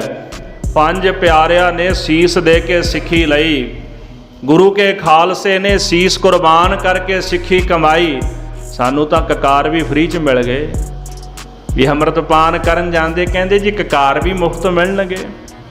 ਅਸੀਂ ਤਾਂ ਕਕਾਰ ਵੀ ਮੁਫਤ ਭਾਲਦੇ ਆ ਨਾ, ਵੀ ਕਿਤੇ 2 ਟਕੇ ਲਾਣੇ ਨਾ ਪੈ ਜਾਣ। ਫੋਨ ਤੇ ਪੈਸਾ ਲਾ ਦਿੱਤਾ, ਗਾਣੇ ਖਰੀਦਣ ਤੇ ਪੈਸਾ ਲਾ ਦਿੱਤਾ, ਇਹੀ ਕੁਛ ਕਰਦੇ ਆ ਨਾ। ਤੇ ਜਦੋਂ ਸਿੱਖੀ ਦੀ ਗੱਲ ਆ ਜਾਏ, ਉੱਥੇ ਕਕਾਰਾਂ ਵਾਸਤੇ ਵੀ ਅਸੀਂ ਕਹਿੰਦੇ ਆ ਜੀ ਮੁਫਤੀ ਮਿਲ ਜਾਣ। ਲੱਖਾਂ ਰੁਪਏ ਪੈਲਸਾਂ ਤੇ ਲਾ ਦਿੱਤੇ, ਵਿਆਹ ਕਰ ਦਿੱਤਾ, ਪਕੌੜੇ ਖਵਾਤੇ ਲੋਕਾਂ ਨੂੰ, ਰਸਗੁੱਲੇ ਖਵਾਤੇ, ਸੁਣੀ ਦੀ ਨਿੰਦਿਆ ਹੀ ਨਾ ਮੁੜ ਕੇ ਵੀ ਸਾਨੂੰ ਤਾਂ ਕੁਝ ਮਿਲਿਆ ਹੀ ਨਹੀਂ ਜੀ, ਇਹਨਾਂ ਨੇ ਵਿਆਹ ਨਹੀਂ ਵਧੀਆ ਕੀਤਾ। ਅਗਲਾ ਭਾਵੇਂ ਕਰਜ਼ੇ ਥੱਲੇ ਆ ਗਿਆ ਹੋਵੇ, ਵਿਆਹ ਫਿਰ ਨਹੀਂ ਵਧੀਆ ਹੋਇਆ। ਇੱਦਾਂ ਹੀ ਕਰਦੇ ਨਾ ਲੋਕ, ਵੀ ਮੈਨੂੰ ਆਹ ਨਹੀਂ ਮਿਲਿਆ, ਮੈਨੂੰ ਉਹ ਨਹੀਂ ਮਿਲਿਆ, ਥੋੜਾ ਮੂਹਰੇ ਹੋ ਜਾਂਦਾ ਉਹ ਵੀ ਮਿਲ ਜਾਂਦਾ ਤੈਨੂੰ। ਪਰ ਨਹੀਂ, ਸਭ ਕੁਝ ਖਾ ਕੇ ਮੁੜ ਕੇ ਨਿੰਦਣਾ ਇਹ ਬੰਦੇ ਦੀ ਆਦਤ ਹੁੰਦੀ ਹੈ। ਲੱਖਾਂ ਰੁਪਏ ਵਿਆਹਾਂ ਤੇ ਲਾਣ ਵਾਲੇ, ਨਚਾਰਾਂ ਤੇ ਲਾਣ ਵਾਲੇ ਲੋਕ ਜਦੋਂ ਗੁਰਦੁਆਰਾ ਸਾਹਿਬ ਜਾ ਕੇ ਆਨੰਦ ਕਾਰਜ ਕਰਾਉਂਦੇ ਨੇ ਨਾ, ਤੇ ਜੇ ਕਿਤੇ ਕਹਿ ਦੋ 500 ਭੇਟ ਹੈ ਤੇ ਉਸੇ ਵਕਤ ਥੱਲੀ ਮੱਚ ਜਾਂਦੀ, ਬਾਬਾ ਜੀ ਬੜਾ ਲਾਲਚ ਕਰਦੇ ਹੋ। ਬਾਬਾ ਜੀ ਦੇ 500 ਰੁਪਏ ਵੀ ਲਾਲਚ ਵਿੱਚ ਆ ਗਏ, ਤੇ ਉਧਰ ਗਾਉਣ ਵਾਲੇ ਨੱਚਣ ਵਾਲਿਆਂ ਨੂੰ 5 ਲੱਖ ਦੇ ਦਿੱਤਾ, ਫਿਰ ਵੀ ਉਹਦੇ ਉੱਤੇ ਜਾ ਕੇ ਸਟੇਜਾਂ ਤੇ ਫਿਰ ਨੋਟ ਭਰਾਉਂਦੇ ਨੇ। ਇੱਥੇ 500 ਵੀ ਜ਼ਿਆਦਾ। ਅਖੰਡ ਪਾਠ ਸਾਹਿਬ ਦੀ ਭੇਟਾ ਮੰਗ ਲੈ ਨਾ ਕਿੰਨੀ ਜੀ, ਵੀ 5000 ਵੀ ਕਿਤੇ ਮੰਗ ਲਈ, ਬੜੀ ਜ਼ਿਆਦੀ ਹੈ। ਮਹਿੰਗਾਈ ਕਰਤੀ ਤੁਸੀਂ। ਲੈਣਾ ਕੀ ਹੈ ਜੀ? ਅਖੰਡ ਪਾਠ ਸਾਹਿਬ ਕਰਾਇਆ, ਲੈਣਾ ਕੀ ਹੈ? ਪੁੱਤਰ ਦੇ ਦਿਓ, ਬਿਜ਼ਨਸ ਚੱਲ ਜਾਏ, ਆਹ ਕੰਮ ਹੋ ਜਾਏ ਤੇ ਉਹ ਹੋ ਜਾਵੇ। ਤੇ 5000 ਦੇ ਵਿੱਚ ਇੰਨਾ ਕੁਝ ਮੰਗ ਲਿਆ ਗੁਰੂ ਕੋਲੋਂ। ਚੰਡੀਗੜ੍ਹ ਕਿਸੇ ਦੇ ਘਰ ਦੇ ਵਿੱਚ ਮੈਂ ਕਥਾ ਕਰਨ ਗਿਆ, ਬੜਾ ਵੱਡਾ ਮਹਿਲ ਬਣਾਈ ਬੈਠੇ, ਲੰਗਰ ਛਕਾਉਣ ਦੀ ਵਾਰੀ ਆਈ ਤੇ ਕਹਿੰਦੇ ਜੀ ਆਪੇ ਪਾ ਲਓ ਤੇ ਆਪੇ ਖਾ ਲਓ, ਕਹਿੰਦੇ। ਤੇ ਵੱਡੀ ਸਾਰੀ ਲਿਸਟ ਦਿੱਤੀ ਉਹਨਾਂ ਨੇ ਲਿਖ ਕੇ, ਵੀ ਆਹ ਵੀ ਚਾਹੀਦਾ, ਆਹ ਵੀ ਚਾਹੀਦਾ, ਆਹ ਵੀ ਚਾਹੀਦਾ। ਮੈਂ ਕਿਹਾ ਵੀ ਤੁਸੀਂ ਗਰੋਸਰੀ ਥੋੜਾ ਸਟੋਰ ਤੋਂ ਲੈਣ ਲੱਗੇ ਹੋ, ਵੀ ਲਿਖ ਕੇ ਦੇਤੀ ਪਰਚੀ, ਵੀ ਆਹ ਵੀ ਸਮਾਨ ਪਾ ਦੇ, ਆਹ ਵੀ ਸਮਾਨ ਪਾ ਦੇ, ਆਹ ਵੀ ਸਮਾਨ ਪਾ ਦੇ। ਅੰਦਰੋਂ ਰੁੱਖੇ, ਅੰਦਰੋਂ ਰੁੱਖੇ ਨੇ, ਪਰ ਚਾਹੀਦਾ ਗੁਰੂ ਕੋਲੋਂ ਸਾਰਾ ਕੁਝ ਹੈ। ਕਹਿਣ ਤੋਂ ਭਾਵ ਇਹ ਹੈ ਕਿ ਜਦੋਂ ਅਸੀਂ ਗੁਰੂ ਦੀ ਗੱਲ ਕਰੀਏ, ਜੇ ਗੁਰੂ ਨੂੰ ਕੁਝ ਦੇਣਾ ਪੈ ਜਾਏ ਤੇ ਸਾਨੂੰ ਇਉਂ ਜਾਪਦਾ ਵੀ ਸ਼ਾਇਦ ਮਹਿੰਗਾਈ ਜ਼ਿਆਦੀ ਕਰਤੀ ਗੁਰਦੁਆਰੇ ਵਾਲਿਆਂ ਨੇ, ਤੇ ਬਾਹਰ ਸਾਨੂੰ ਫਿਰ ਜਿਹੜਾ ਪੈਸਾ ਸੀ ਬਾਹਰ ਉਡਾਉਣਾ ਹੁੰਦਾ, ਉੱਥੇ ਨਹੀਂ ਅਸੀਂ ਸੋਚਦੇ ਇਹ ਚੀਜ਼। ਇਸ ਕਰਕੇ ਇਹ ਸਿੱਖੀ ਦੀ ਰੀਤ ਨਹੀਂ। ਸਿੱਖੀ ਬੜੀ ਮਹਿੰਗੀ ਹੈ, ਸਿੱਖੀ ਕਮਾਉਣੀ ਬੜੀ ਔਖੀ ਹੈ। ਭਾਈ ਰਤਨ ਸਿੰਘ ਜੀ ਕਹਿੰਦੇ, ਵਾਲੋ ਨਿੱਕੀ ਖੰਨਿਓ ਤਿੱਖੀ ਹੈ ਸਿੱਖੀ ਕੀ ਰੀਤ, ਵਾਲ ਨਾਲੋਂ ਨਿੱਕੀ ਤੇ ਖੰਡੇ ਦੀ ਧਾਰ ਨਾਲੋਂ ਤਿੱਖੀ। ਅਜਿਹੀ ਭਾਈ ਸਿੱਖੀ ਦੀ ਰੀਤ ਹੈ, ਇਹਨੂੰ ਕਮਾਉਣਾ ਬੜਾ ਕਠਿਨ ਹੈ। ਸਿਰ ਤੇ ਬਰੇ ਸੇਵਾ ਕਰੇ ਤੋ ਡਰੇ ਮਦ ਚੀਤ। ਕਹਿੰਦੇ ਨੇ ਕਿ ਆਪਣਾ ਸੀਸ ਵਾਰ ਕੇ ਗੁਰੂ ਦੇ ਚਰਨਾਂ ਵਿੱਚ ਜਿਹੜਾ ਸੇਵਾ ਕਰਦਾ ਹੈ ਨਾ, ਉਹ ਸਿੱਖੀ ਕਮਾ ਸਕਦਾ ਹੈ। ਸਤਿਗੁਰੇ ਆਖਿਆ ਸੀਸ ਭੇਟ ਦਿਓ। ਬੜਾ ਵੱਡਾ ਸਵਾਲ ਹੈ ਵੀ ਉਦੋਂ 5 ਸਿੰਘਾਂ ਨੇ ਅੰਮ੍ਰਿਤਪਾਨ ਕੀਤਾ, ਸੀਸ ਦਿੱਤਾ। ਜੰਗ 'ਚ ਸਿੰਘ ਸ਼ਹੀਦ ਹੋ ਗਏ, ਉਹਨਾਂ ਸੀਸ ਦਿੱਤਾ ਮਹਾਰਾਜ ਨੂੰ। ਅੱਜ ਕਿਹੜਾ ਜੰਗ ਹੁੰਦਾ ਵੀ ਅਸੀਂ ਸੀਸ ਦੇ ਦਈਏ? ਇਹਦੇ 2 ਭਾਵ ਨੇ। ਇੱਕ, ਜਦੋਂ ਸਮਾਂ ਆਇਆ ਜੰਗ ਵਿੱਚ ਸੀਸ ਦੇ ਦੇਣਾ, ਪਰ ਜੰਗ 'ਚ ਸੀਸ ਕੌਣ ਦੇਏਗਾ? ਚਾਹੇ ਅੱਜ ਦੀ ਗੱਲ ਹੈ, ਚਾਹੇ ਪੁਰਾਤਨ ਸਮੇਂ ਦੀ ਗੱਲ ਹੈ। ਸਤਿਗੁਰ ਆਗਿਆ ਸੀਸ ਭੇਟ ਦਿਓ। ਸਾਡਾ ਵੇਖਣਾ, ਸਾਡਾ ਸੁੰਘਣਾ, ਸਾਡਾ ਬੋਲਣਾ, ਸਾਡੇ ਕੰਨ, ਸਾਡਾ ਸੁਣਨਾ ਤੇ ਸਾਡਾ ਸੋਚਣਾ ਕਿੱਥੇ ਹੁੰਦਾ? ਸਾਰਾ ਕੁਝ ਦਿਮਾਗ ਵਿੱਚ ਹੁੰਦਾ ਨਾ। ਪਰਮਾਤਮਾ ਨੇ ਸਿਰ ਬਣਾਇਆ ਸਾਡਾ, 9 ਗੋਲਕਾਂ ਵਿੱਚੋਂ 7 ਸੁਰਾਖ ਸਾਡੇ ਸਿਰ 'ਚ ਹੀ ਰੱਖ ਦਿੱਤੇ ਉਹਨੇ। 2 ਕੰਨ, 2 ਅੱਖਾਂ, 2 ਨੱਕ ਤੇ 1 ਮੂੰਹ। ਸੁਣਦਾ ਨਿੰਦਿਆ, ਮਾੜਾ ਵੇਖਦਾ, ਮਾੜਾ ਬੋਲਦਾ, ਮਾੜਾ ਸੁੰਘਦਾ। ਬਾਕੀ ਸਾਰੇ ਸਰੀਰ ਵਿੱਚ 2 ਗੋਲਕਾਂ ਉਹਨੇ ਰੱਖ ਦਿੱਤੀਆਂ, ਬਾਕੀ ਸਾਰਾ ਕੁਝ ਸੀਸ ਵਿੱਚ ਰੱਖ ਦਿੱਤਾ। ਹੁਣ ਜਦੋਂ ਅੰਮ੍ਰਿਤ ਪਾਨ ਕਰਾਇਆ ਜਾਂਦਾ ਹੈ, ਦਸਮ ਦੁਆਰ 'ਚ ਚੁਲੇ ਪਾਏ, ਨੇਤਰਾਂ 'ਚ ਚੁਲੇ ਪਾਏ, ਮੁੱਖ ਦੁਆਰਾਂ ਚੁਲੇ ਛਕਾਏ, ਸਾਰਾ ਕੁਝ ਸੀਸ ਵਿੱਚ ਹੀ ਬਖਸ਼ਿਆ ਨਾ ਮਹਾਰਾਜ ਨੇ। ਹੁਣ ਸੋਚਦੇ ਤਾਂ ਇੱਥੋਂ ਆ ਤੇ ਹੁਕਮ ਹੋਇਆ ਆਪਣਾ ਸੀਸ ਗੁਰੂ ਦੇ ਚਰਨਾਂ ਵਿੱਚ ਸੌਂਪ ਦੇ। ਭਾਵ ਆਪਣੀ ਵਿਚਾਰਧਾਰਾ ਨੂੰ, ਆਪਣੇ ਫੁਰਨੇ ਕੁਫੁਰਨਿਆਂ ਨੂੰ ਖਤਮ ਕਰ ਦੇ। ਅੱਜ ਤੋਂ ਬਾਅਦ ਤੇਰੇ ਦਿਮਾਗ ਅੰਦਰ, ਤੇਰੇ ਮਨ ਅੰਦਰ, ਤੇਰੇ ਹਿਰਦੇ ਦੇ ਅੰਦਰ ਤੇਰੀ ਆਪਣੀ ਖੁਦ ਦੀ ਵਿਚਾਰ ਨਾ ਹੋਵੇ, ਤੇਰੇ ਹਿਰਦੇ ਵਿੱਚ ਤੇਰੇ ਗੁਰੂ ਦੀ ਵਿਚਾਰ ਹੋਵੇ, ਗੁਰੂ ਗ੍ਰੰਥ ਸਾਹਿਬ ਦੀ ਵਿਚਾਰਧਾਰਾ ਹੋਵੇ। ਇਹ ਹੁੰਦਾ ਸੀਸ ਸੌਂਪਣਾ ਗੁਰੂ ਦੇ ਚਰਨਾਂ ਵਿੱਚ। ਫਿਰ ਜਿਨ੍ਹਾਂ ਦੇ ਮਨ, ਦਿਮਾਗ, ਹਿਰਦੇ ਵਿੱਚ ਗੁਰੂ ਦੀ ਵਿਚਾਰਧਾਰਾ ਵਸ ਜਾਂਦੀ ਹੈ, ਫਿਰ ਉਹ ਨਾ ਮਾੜਾ ਵੇਖਦੇ, ਨਾ ਮਾੜਾ ਸੁਣਦੇ, ਨਾ ਬੋਲਦੇ ਨੇ। ਉਹ ਅੰਮ੍ਰਿਤ ਭਰੇ ਭਰਪੂਰ ਹੈ, ਫਿਰ ਉਹ ਅੰਮ੍ਰਿਤ ਨਾਲ ਭਰ ਜਾਂਦੇ। ਉਹਨਾਂ ਦੀ ਤੱਕਣੀ ਅੰਮ੍ਰਿਤ ਹੋ ਜਾਂਦੀ ਹੈ, ਉਹਨਾਂ ਦੀ ਸੋਚਣੀ ਅੰਮ੍ਰਿਤ ਹੋ ਜਾਂਦੀ ਹੈ, ਉਹਨਾਂ ਦੀ ਬੋਲਣੀ ਅੰਮ੍ਰਿਤ, ਉਹਨਾਂ ਦੀ ਸੁਣਨੀ ਅੰਮ੍ਰਿਤ ਹੋ ਜਾਂਦੀ ਹੈ। ਇਸ ਕਰਕੇ ਭਾਈ ਸਤਿਗੁਰ ਆਗਿਆ ਸੀਸ ਭੇਟ ਦਿਓ। ਆਪਣੀ ਹਉਮੈ ਨੂੰ ਤਿਆਗ ਕੇ ਆਪਣਾ ਮਨ, ਆਪਣਾ ਦਿਮਾਗ ਗੁਰੂ ਦੇ ਚਰਨਾਂ ਵਿੱਚ ਭੇਟ ਕਰ ਦੇਣਾ, ਇਹਨੂੰ ਕਹਿੰਦੇ ਨੇ ਸਿੱਖੀ ਦਾ ਪਹਿਲਾ ਕਦਮ। ਜਿਨ੍ਹਾਂ ਆਪਣਾ ਸੀਸ ਗੁਰੂ ਦੇ ਚਰਨਾਂ 'ਚ ਭੇਟ ਕਰ ਦਿੱਤਾ, ਆਪਣੀ ਵਿਚਾਰਧਾਰਾ ਇੱਥੇ ਰੱਖ ਦਿੱਤੀ ਤੇ ਗੁਰੂ ਦੀ ਧਾਰਨ ਕਰ ਲਈ, ਉਹ ਸਿੱਖ ਬਣ ਸਕਦਾ ਹੈ। ਤੇ ਜਿਨ੍ਹਾਂ ਨੇ ਆਪਣੀ ਵਿਚਾਰਧਾਰਾ ਛੱਡ ਕੇ ਗੁਰੂ ਦੀ ਵਿਚਾਰਧਾਰਾ ਨੂੰ ਕਮਾ ਲਿਆ, ਸੀਸ ਵੀ ਉਹਨਾਂ ਨੇ ਦਿੱਤਾ ਹੈ, ਦੂਜੇ ਨਹੀਂ ਦੇ ਸਕੇ। ਜਿਹੜੇ ਹਰਿਮੰਦਰ ਸਾਹਿਬ ਨੂੰ ਬਿਲਡਿੰਗਾਂ ਕਹਿ ਦਿੰਦੇ ਨੇ, ਅੰਮ੍ਰਿਤ ਜਲ ਨੂੰ ਜਿਹੜੇ ਅੱਜ ਕੱਲ੍ਹ ਪਾਣੀ ਕਹਿੰਦੇ ਨੇ, ਰੱਬ ਹੈ ਨਹੀਂ ਕੁਦਰਤ ਕਹਿੰਦੇ ਨੇ, ਇਹਨਾਂ ਨੇ ਥੋੜ੍ਹਾ ਸਿਰ ਦੇਣੇ ਨੇ। ਸਿਰ ਤਾਂ ਦਿੱਤਾ ਸੰਤ ਜਰਨੈਲ ਸਿੰਘ ਹਰਾ ਨੇ, ਸੀਸ ਦਿੱਤਾ ਬਾਬਾ ਦੀਪ ਸਿੰਘ ਜੀ ਨੇ, ਭਾਈ ਸੁਵੇਗ ਸਿੰਘ ਜੀ ਨੇ, ਭਾਈ ਸਾਹਿਬਾਜ ਸਿੰਘ ਨੇ, ਬੜੇ ਬੜੇ ਕਮਾਈ ਵਾਲੇ ਮਹਾਂਪੁਰਸ਼ ਹੋਏ ਨੇ ਜਿਨ੍ਹਾਂ ਨੇ ਸੀਸ ਦਿੱਤੇ। ਉਹਨਾਂ ਨੇ ਆਪਣੀ ਵਿਚਾਰਧਾਰਾ ਨਹੀਂ, ਗੁਰੂ ਦੀ ਵਿਚਾਰਧਾਰਾ ਨੂੰ ਰੱਖਿਆ। ਉਹਨਾਂ ਨੇ ਗੁਰੂ ਨੂੰ ਗੁਰੂ ਮੰਨਿਆ, ਗੁਰੂ ਨੂੰ ਕੁਦਰਤ ਨਹੀਂ ਆਖਿਆ। ਆਪਣੇ ਦਿਮਾਗ ਨਾਲ ਨਹੀਂ ਸੋਚਿਆ ਉਹਨਾਂ ਨੇ ਹਰਿਮੰਦਰ ਸਾਹਿਬ ਨੂੰ ਬਿਲਡਿੰਗ ਨਹੀਂ ਆਖਿਆ। ਜਿਸ ਦਿਨ ਦੁਸ਼ਮਣ ਚੜ੍ਹ ਕੇ ਆਇਆ ਤੇ ਆਪਣਾ ਸੀਸ ਹਰਿਮੰਦਰ ਸਾਹਿਬ ਦੀ ਪਰਿਕਰਮਾ 'ਚ ਲਾ ਦਿੱਤਾ। ਉਹਨਾਂ ਨੇ ਅੰਮ੍ਰਿਤ ਜਲ ਨੂੰ ਪਾਣੀ ਨਹੀਂ ਆਖਿਆ, ਇਹ ਅੰਮ੍ਰਿਤ ਹੈ। ਉਹਨਾਂ ਨੇ ਉਸ ਅੰਮ੍ਰਿਤ ਦੀ ਪਵਿੱਤਰਤਾ ਵਾਸਤੇ ਆਪਣਾ ਸੀਸ ਜਾ ਕੇ ਪਰਿਕਰਮਾ 'ਚ ਭੇਟ ਕਰ ਦਿੱਤਾ। ਉਹ ਸਿੱਖ ਨੇ, ਸਿੱਖੀ ਕਮਾਉਣ ਵਾਲੇ, ਬਾਕੀ ਤਾਂ ਸਭ ਰੌਲਾ ਪਾਉਣ ਵਾਲੇ ਨੇ। ਇਸ ਕਰਕੇ ਭਾਈ ਸਿਰ ਤੇ ਪਰੈ ਸੇਵਾ ਕਰੇ, ਆਪਣਾ ਸੀਸ ਵਾਰ ਕੇ ਸੇਵਾ ਕਰੇ। ਤੋ ਡਰੇ ਮਦ ਚੀਤ, ਆਪਣੇ ਚਿੱਤ ਦੇ ਅੰਦਰ ਗੁਰੂ ਤੋਂ ਡਰਦਾ ਰਹੇ, ਗੁਰੂ ਦਾ ਭੈ ਆਪਣੇ ਹਿਰਦੇ ਵਿੱਚ ਰੱਖੇ, ਉਹ ਸਿੱਖ ਬਣ ਸਕਦਾ ਹੈ। ਜੋ ਆਖੀ ਸਤਿਗੁਰੂ ਉਸੈ ਸੋ ਉਨ ਲੀਨੀ ਮਾਨ। ਜੋ ਕਲਗੀਧਰ ਦਸ਼ਮੇਸ਼ ਪਿਤਾ ਜੀ ਨੇ ਹੁਕਮ ਦਿੱਤਾ, ਬਾਬਾ ਬੰਦਾ ਸਿੰਘ ਬਹਾਦਰ ਨੇ ਹੁਕਮ ਮੰਨ ਲਿਆ। ਕਰਿਓ ਸੋ ਬੰਦਾ ਨਾਮ ਤਿਸ ਤਿਨ ਕਰ ਲਿਓ ਪ੍ਰਮਾਨ। ਸਤਿਗੁਰਾਂ ਨੇ ਉਹਨਾਂ ਦਾ ਨਾਮ ਬੰਦਾ ਰੱਖ ਦਿੱਤਾ। ਗੁਰਬਖਸ਼ ਸਿੰਘ ਵੀ ਨਾਮ ਆਉਂਦਾ ਇਤਿਹਾਸ ਵਿੱਚ। ਪਰ ਕਲਗੀਧਰ ਜੀ ਨੂੰ ਜਦੋਂ ਪੁੱਛਿਆ ਨਾ ਵੀ ਤੇਰਾ ਗੁਰੂ ਕੌਣ? ਮਹਾਰਾਜ ਤੁਸੀਂ ਮੇਰੇ ਗੁਰੂ ਹੋ ਤੇ ਮੈਂ ਤੁਹਾਡਾ ਬੰਦਾ ਗੁਲਾਮ ਹਾਂ। ਸਤਿਗੁਰਾਂ ਨੇ ਉਹਨਾਂ ਦਾ ਨਾਮ ਅੰਮ੍ਰਿਤ ਛਕਾ ਕੇ ਬੰਦਾ ਸਿੰਘ ਰੱਖ ਦਿੱਤਾ। ਬਹਾਦਰ ਸ਼ਬਦ ਬਾਅਦ ਵਿੱਚ ਲੱਗਿਆ। ਜਦੋਂ ਉਹਨਾਂ ਨੇ ਬਹਾਦਰੀ ਦਿਖਾਈ ਨਾ, ਜਾ ਕੇ ਸਮਾਣਾ, ਸਢੌਰਾ ਆਦਿਕ ਸਭ ਕੁਝ ਸੋਧ ਲਿਆ ਜਦੋਂ ਉਹਨਾਂ ਨੇ, ਤੇ ਫਿਰ ਖਾਲਸੇ ਨੇ ਉਹਨਾਂ ਨੂੰ ਬਹਾਦਰ ਦਾ ਖਿਤਾਬ ਦਿੱਤਾ। ਫਿਰ ਪੂਰਾ ਨਾਮ ਬਣਿਆ ਬੰਦਾ ਸਿੰਘ ਬਹਾਦਰ। ਇਸ ਤਰ੍ਹਾਂ ਜੋ ਕਲਗੀਧਰ ਜੀ ਨੇ ਉਹਨਾਂ ਨੂੰ ਨਾਮ ਬਖਸ਼ਿਆ, ਉਹਨਾਂ ਨੇ ਮੰਨ ਲਿਆ ਹੈ। ਜੋ ਪਈ ਬਾਰ ਬਾਰ ਬੰਦੋ ਪਗ ਪਰਿਓ। ਬਾਰ ਬਾਰ ਸਤਿਗੁਰਾਂ ਦੇ ਪਾਵਨ ਚਰਨਾਂ ਕਮਲਾਂ ਦੇ ਉੱਪਰ ਬਾਬਾ ਬੰਦਾ ਸਿੰਘ ਬਹਾਦਰ ਨਮਸਕਾਰਾਂ ਕਰਦਾ ਹੈ। ਓ ਸਤਿਗੁਰੂ ਸਿਰ ਪੈ ਹੱਥ ਧਰਿਓ। ਮਹਾਰਾਜ ਕਲਗੀਧਰ ਜੀ ਨੇ ਉਹਨਾਂ ਦੇ ਸੀਸ ਉੱਪਰ ਆਪਣਾ ਕਿਰਪਾ ਦਾ ਹੱਥ ਰੱਖ ਦਿੱਤਾ। ਮੇਰਾ ਹੀਰਾ ਰਤਨ ਨਾਮ ਹਰ ਬਸਿਆ, ਗੁਰ ਹਾਥ ਧਰਿਓ ਮੇਰਾ ਮਾਥਾ। ਮਹਾਰਾਜ ਨੇ ਸੀਸ ਤੇ ਮਿਹਰ ਭਰਿਆ ਹੱਥ ਰੱਖ ਦਿੱਤਾ ਹੈ। ਬੰਦਾ ਕਹੇ ਕਿਛ ਆਗਿਆ ਦੇਹੋ। ਬੰਦਾ ਸਿੰਘ ਕਹਿਣ ਲੱਗਾ, ਸਾਹਿਬ ਜੀ ਕਿਰਪਾ ਕਰੋ, ਮੈਨੂੰ ਕੋਈ ਆਗਿਆ ਬਖਸ਼ੋ, ਕੋਈ ਹੁਕਮ ਕਰੋ। ਖਿਦਮਤ ਹਮੇ ਕੋ ਬਖਸ਼ੇ ਹੋ। ਕਿਰਪਾ ਕਰਕੇ ਆਪਣੀ ਕੋਈ ਖਿਦਮਤ, ਆਪਣੀ ਸੇਵਾ ਮੈਨੂੰ ਬਖਸ਼ੋ, ਮੈਂ ਤੁਹਾਡੀ ਸੇਵਾ ਕਰਨਾ ਚਾਹੁੰਦਾ ਹਾਂ। ਜੋ ਤੁਹਾਡਾ ਹੁਕਮ ਹੋਵੇਗਾ ਮੈਂ ਮੰਨਾਂਗਾ। ਸਤਿਗੁਰੂ ਕਹੇ ਤੁਮ ਯੋਗ ਯਹ ਕਾਰ। ਸਤਿਗੁਰੂ ਕਹਿੰਦੇ ਨੇ, ਬੰਦਾ ਸਿੰਘ ਸਾਡੇ ਕੋਲ ਤੇਰੇ ਵਾਸਤੇ ਇੱਕ ਸੇਵਾ ਹੈ। ਜਾਂ ਸਾਹਿਬ ਜਾਦਨ ਘਾਤੀ ਮਾਰ। ਬੜੀ ਵੱਡੀ ਸੇਵਾ ਹੈ। ਪੰਜਾਬ ਦੇ ਵਿੱਚ ਜਾ ਕੇ ਜਿਨ੍ਹਾਂ ਨੇ ਸਾਹਿਬਜ਼ਾਦਿਆਂ ਨੂੰ ਸ਼ਹੀਦ ਕੀਤਾ ਔਰ ਜਿਨ੍ਹਾਂ ਨੇ ਗੁਰੂ ਤੇਗ ਬਹਾਦਰ ਸਾਹਿਬ ਜੀ ਨੂੰ ਸ਼ਹੀਦ ਕੀਤਾ, ਜਿਨ੍ਹਾਂ ਨੇ ਮਜ਼ਲੂਮਾਂ ਤੇ ਅਤਿਆਚਾਰ ਕੀਤਾ, ਜਾਓ ਜਾ ਕੇ ਉਹਨਾਂ ਦਾ ਨਾਸ਼ ਕਰ ਦਿਓ, ਖਾਤਮਾ ਕਰ ਦਿਓ, ਤੁਹਾਡੇ ਲਈ ਸੇਵਾ ਹੈ।